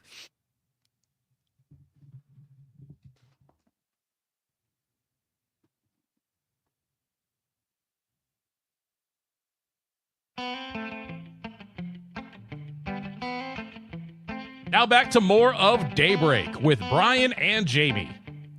It's 8:35 right now. We hope that your morning is off to a great start. If you are in La Crosse listening on WLCX or in Wisconsin Rapids today on WFHR or in Hayward in the Northwoods on WBZH, we're glad that you're joining us. My name is Jamie Martinson. I'm Brian Noonan. Welcome. If you are in the farming industry, I'd like to hear from you about this story because there's some things that I'm not quite clear on because it comes in the fine print, and I want to know how farmers are actually reacting to this. 855-75-CIVIC, 855-752-4842. We know there's a new farm bill for 2026, and in that farm bill, there's a plan to help farmers pay for new technology, which sounds great. They're focusing especially on AI and precision agriculture tools. Farmers could get 90% of their costs covered, which is higher than the usual government support of about 75%. Those tools that they're talking about include GPS-guided equipment, yield monitors, farm data software, and connected devices, often called the Internet of Things. These tools collect and share large amounts of data about farms, including soil conditions, crop yield, and equipment use. Now, all that sounds great, right? I'm not a farmer. So to the layman, you go, oh, this is great. The government's going to help you pay for this. You're going to get this. It's going to help you immensely on your farms. Well, as with anything, once you get AI and other technologies involved, there are some concerns. And one of the main concerns is the rules for how this technology works, because as we've talked about with the company that was dealing with the Pentagon and all of this, with Claude and their AI, the rules are set by the private companies instead of the government, which means companies, not the farmers, or regulators could control how data is collected, how it's used, and who benefits from it. And that, of course, has people worried that it's giving big tech companies more power over farming decisions. So I'm wondering, if you are a farmer and using this, does this matter to you? Is this a concern that you share? Because to me, I'm a big fan of privacy and not giving out the data. So this would bother me, Jamie. This feels like there's more risk than reward to it, right? Because, and I understand, every industry is getting more high tech. Farming's no exception. Big operations, I think, especially in places, if we're looking at just Wisconsin and central and the eastern part of the state, are already using things like GPS tractors, data tracking, and automated systems. So, I mean, for them, that's kind of that kind of support might lower costs up front, especially if you're talking about things like fine-tuning your planting or your feeding. But I think if you are looking at this in the long term, especially for the small and the mid-sized farmers, I mean, they're focused on things like, easy stuff, input costs, milk prices, crop prices, labor, weather, because I don't know, weather's kind of a thing here in Wisconsin. Those are things that can make or break a year for a farmer. So I think for me, the question becomes, when you're looking at it more long term, does adding more tech actually solve problems, or is it just another weird layer to the top of everything else that the farming industry has thrown at them on a daily basis? One, I think technology can 100% solve problems. There's, if, again, just going by what it says that this software can do, sure, it seems like those are problems that would be taken off a farmer's plate. And now, the question, I think, is how much are we willing to give up to solve those problems? Yeah. What's the compromise we're willing to make? How much? And, we see family farms struggling all over. Is this information going to help these corporate farms increase more than a family farm and then result in more corporate farms gobbling up these smaller farms? If that's the case, then it doesn't matter how much they helped you in the short term, because in the long term, your robot overlords have turned on you. So it's going to be up to each farmer to make that decision, I think, on their own and say, okay, unless everybody comes together and says, we're not comfortable with this. And then you have a standoff between the government saying, okay, we want to use your software, but we want it this way. And the company's saying, well, no, this is the deal. This is what if you want to use it, this is what you get. Right. Now, speaking of the government, they actually would be using taxpayer money to help fund this shift through programs like the EQIP. That is the Environmental Quality Incentives Program. And this was originally developed to support conservation practices like improving soil and water use, not high-tech systems. So then there's going to have to be a shift in the programming as well, and probably the guidelines and the rules. Not that this is something this administration is going to do, that's ever stopped them at all. So I'm saying that that's not a barrier. Now, there's some who say that this is a mismatch, though, because AI systems and data centers can use large amounts of water, require significant energy, contribute to pollution. We know the story of the data centers, right? Oh, we know the story. The data centers. We know the story, but some of the critics of this agree with you, saying that there's privacy concerns, Brian, because this farm data would be collected and controlled by the corporations and not the farmers. And of course, farmers have seen similar problems before with equipment and seed companies. Now, in equipment, companies can actually restrict repairs, which then forces farmers to pay for service even on machines that they own. And when it comes to seed companies, some farmers must buy new seeds each year and have even faced lawsuits over patented crops, because we're trying to make things so easy for our farmers. Well, for the corporate I'm good farmers, with that. we are. I mean, for corporate farmers, it sounds like we're making things easier. But I mean, for this mid-level or your family farms, none of this is easy. All of this seems like a much harder task for them. And when I think about, the fact that, okay, the government's going to use, they're going to give them the startup money for this AI technology, who helps maintain that once it's purchased? I mean, if your farm is operating on that equipment and something happens, because it's still technology, there's still upgrades that need to happen. It's still machinery that then needs to sometimes be replaced. Who helps maintain that then for the farmers? And again, I agree with you. Good Big question. corporate farmers are going to have no problem maintaining, but Also, your small ones will. And here we go again, starting to put on our tinfoil hats. Usually the government, as I mentioned earlier, they'll support a program 75%. They've upped this to 90%. What's the incentive for the government to really be pushing this so much that they're going to fund 90% of it? I don't know, maybe nothing. Maybe it's just a better program. Maybe the government is being benevolent and really, for once, is trying to help the farmers by saying, we know this is expensive, but Are we they, really... though? No, of course they're not. But I'm just playing devil's advocate for a minute. Farmers are always pawns for each political party. I mean, they're one of the pawns of the voting base that these political parties. But yes, I digress. Go ahead, finish your point. No, that was my point.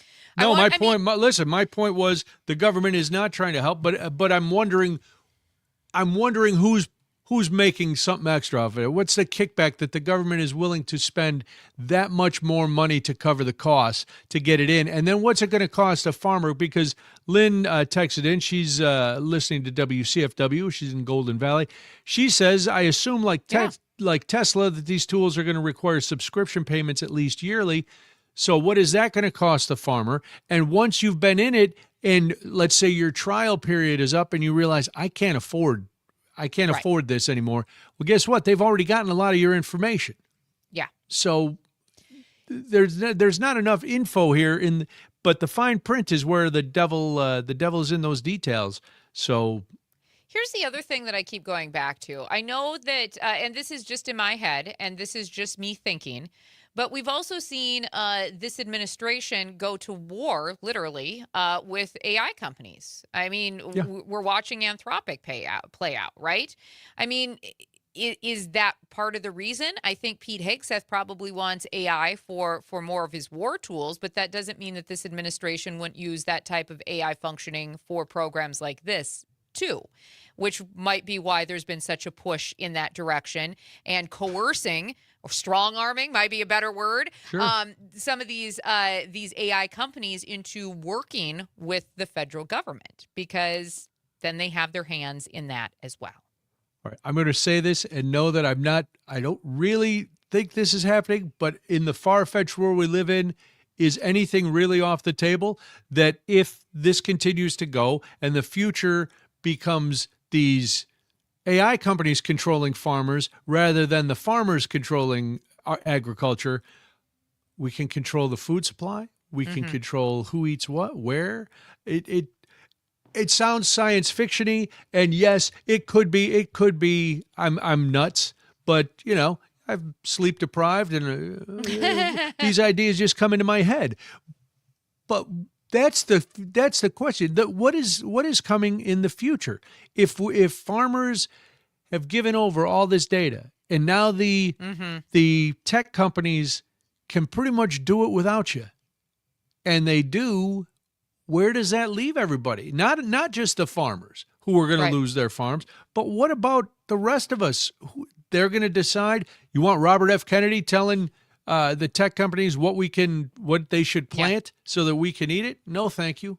It's a dependency, right? It's kind of like they're building some sort of, it feels like, and again, who knows, but it feels like there's some sort of dependency being built toward that technology that then benefits the government in some way versus the people. Well, we find out what crop is being exported the most and what crop is needed in the rest of the world that would pay high dollar for. And then that's all we're producing. We're producing for export to make profit. So a few people are making a ton of dough. Sure. And the rest of us are not. And, and I know how crazy this sounds. I honestly do. But then think, is it just based on how things are going now? In the short term, it doesn't seem that crazy. And I think about the people involved in this administration or who have been in the past, right? It doesn't seem crazy when you think about it. Here's the one thing, though, that I would question. Have they thought about Wisconsin weather? right? I No. mean, honestly, because you could have the best data in the world, but if you get a late frost, you have too much rain, you have a drought, that's essentially what's going to decide a farming season. And technology can help you react, but it's not going to control those outcomes. And as far as if you really want to connect things back to a particular administration, this administration doesn't believe in climate change, so they're not doing anything to make any of this better for anybody. Hold on. But this is why farmers, I think, are skeptical, because this won't remove the biggest risk that they face on a daily basis. I mean, I know plenty of farmers right now in my personal life that are pining as to, should they be planting right now because the weather's nice? Should they be in the fields already? Should they wait because there might be cold temperatures coming? These are things they look at. Well, with all the data they would be collecting, you can also theorize that, all right, well, will there be advancements in seeds that it won't matter if there's a certain amount of fluctuation in the weather? Will we be able to program certain variables out of the agriculture process where we can develop things that will grow in bad winters here in Wisconsin, or scorching heat down in the Southwest, or things in the desert? Well, they don't believe in science, so they don't believe in science, but I'll tell you who does. The software companies believe in science because they're using it all the time. Because math is a science, right? Sure. Yeah. We live in a scary world. And it's getting even scarier because Reese's Peanut Butter Cups has been jerking around with their recipe, and now things will be set right. We will explain. So much to say. Yes, we're gonna get to it with that and more as we hit the final segment here on Daybreak on the Civic Media Network.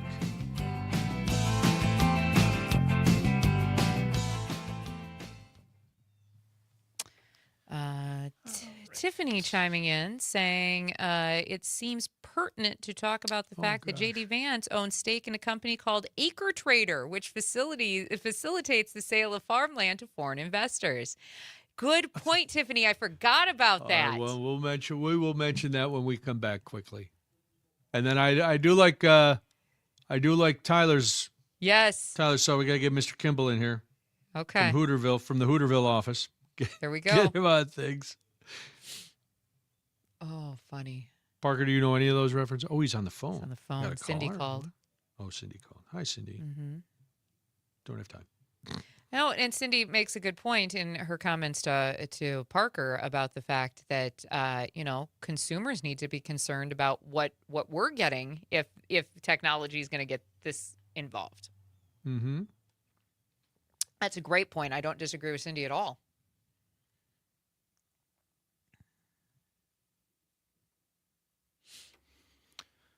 I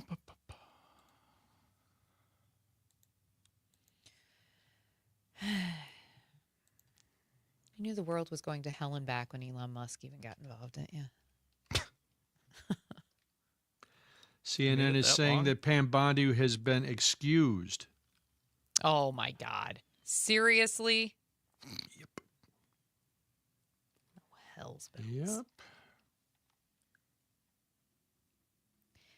AP's got a really great article that I'll have to get into a little bit deeper, but I think it's a really great conversation about how one campaign rally in Michigan revealed a lot about young voters and their thoughts ahead of the midterms. Young voters, I think, are fascinating because, I don't know, I love Gen Zers to begin with. I think they're super smart. But I think they're fascinating because a lot of them are so apolitical or don't have trust in either political party for good reason. The second part I understand. First part is a luxury that I don't think people should be taking advantage of. No, I agree. But they're very apathetic in a lot of ways to. Wait a minute. Parker, are you taking exception to that or you don't care? What? See what I did?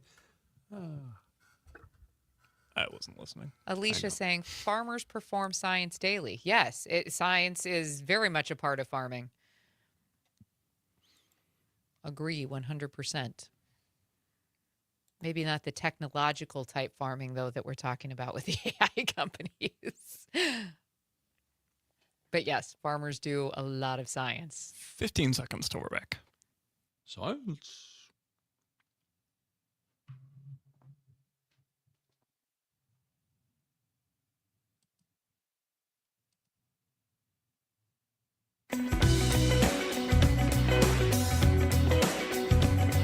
Fairly solid and better than expected. It's Daybreak with Brian and Jamie. It's 8:52 right now. We hope that your morning is going well so far. A beautiful start to the day in parts of the state. So hopefully it's as sunshiny and gorgeous where you're at. My name is Jamie Martinson. And you sure? No, I'm not at this point. I'm Brian Noonan. Welcome. 855-75-CIVIC, 855-752-4842 is how you get involved. And we were talking about the Farm Bill and the fine print in the Farm Bill. And Jamie, we got a couple good texts to wrap that topic up before we get into how Reese's is really screwing up. Yes, Tiffany from River Falls, listening on 93.5 The Tap in Eau Claire, says, it seems pertinent to talk about the fact that J.D. Vance owns stake in a company called Acre Trader, and they facilitate the sale of farmland to foreign investors. Maybe this is connected to the controlling of the food supply. I forgot all about his stake in that company, so I'm so glad that Tiffany reminded us of that. But yeah, I think that is this administration is all about basically making sure that they are making more money and making sure that they are getting their hands in things versus doing what's best for people. It's all about enriching themselves. So I think that's a legitimate argument to bring up for J.D. Vance. I'll let you read the one from Tyler in Wisconsin. Tyler, I Rapids. like this. He wants to get to agriculture agent Mr. Kimball from Green Acres in Hooterville's office option. I would like to hear that too. I want to know what Mr. Kimball says to us. And then we got a text from a new texter who was listening on WXCO. The working man voted himself out of the middle class, and the farmer voted himself off the farm. And those both tragically are ringing more and more true every day. All right, listen. We've been dealing with heavy stuff all morning. Yes. It's time to talk about the important issues. What is going on with Reese's? Things have been screwed up. Well, now they're being put back because instead of cheaper coatings, which Reese's has been doing, and then Reese's is a subsidiary of or a product of the Hershey Company, and they've been using a cheaper coating instead of better chocolate. And you can taste the difference, especially if you're using the eggs. Like if you just got through with some Reese's eggs, it's got that waxy, cheap chocolate feel. Not a fan.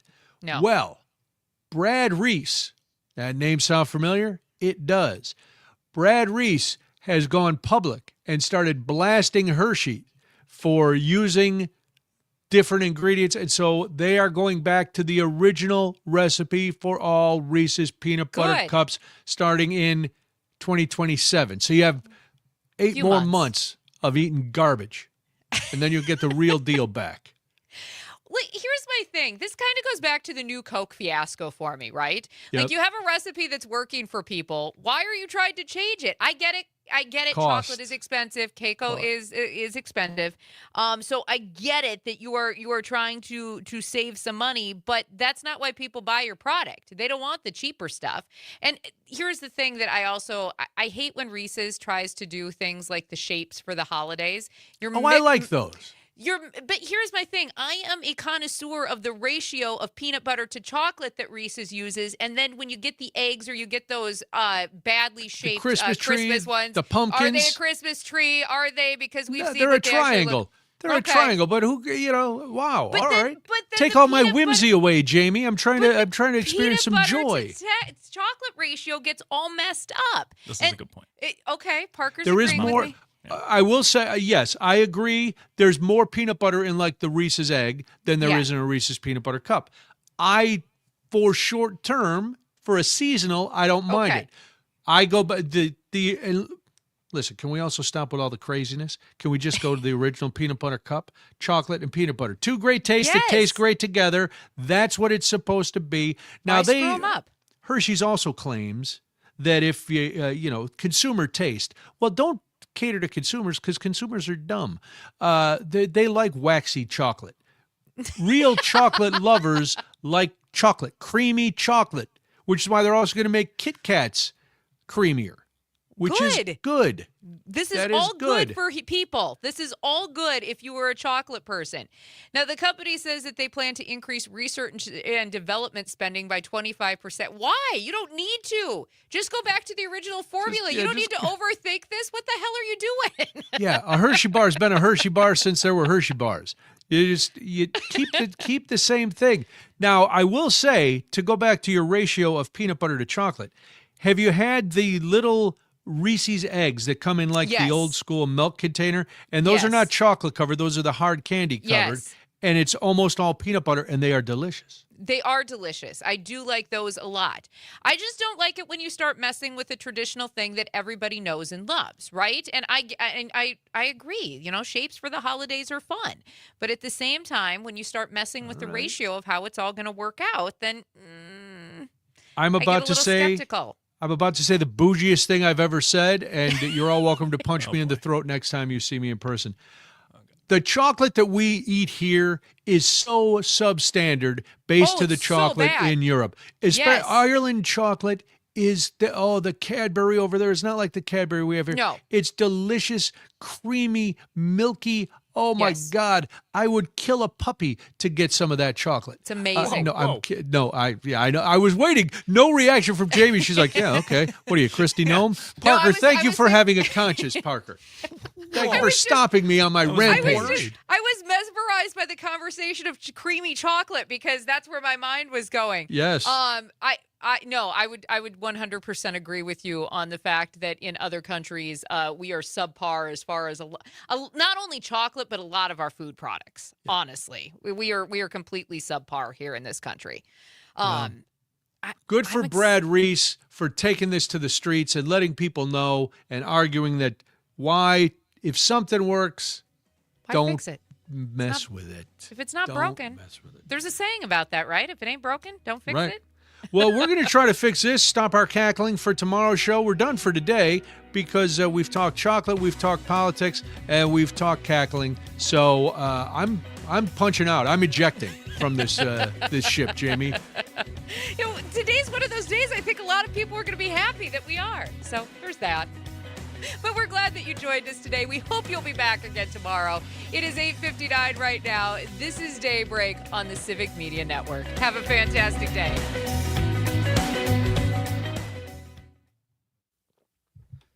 All right, live stream. We will see you tomorrow. Have a good day.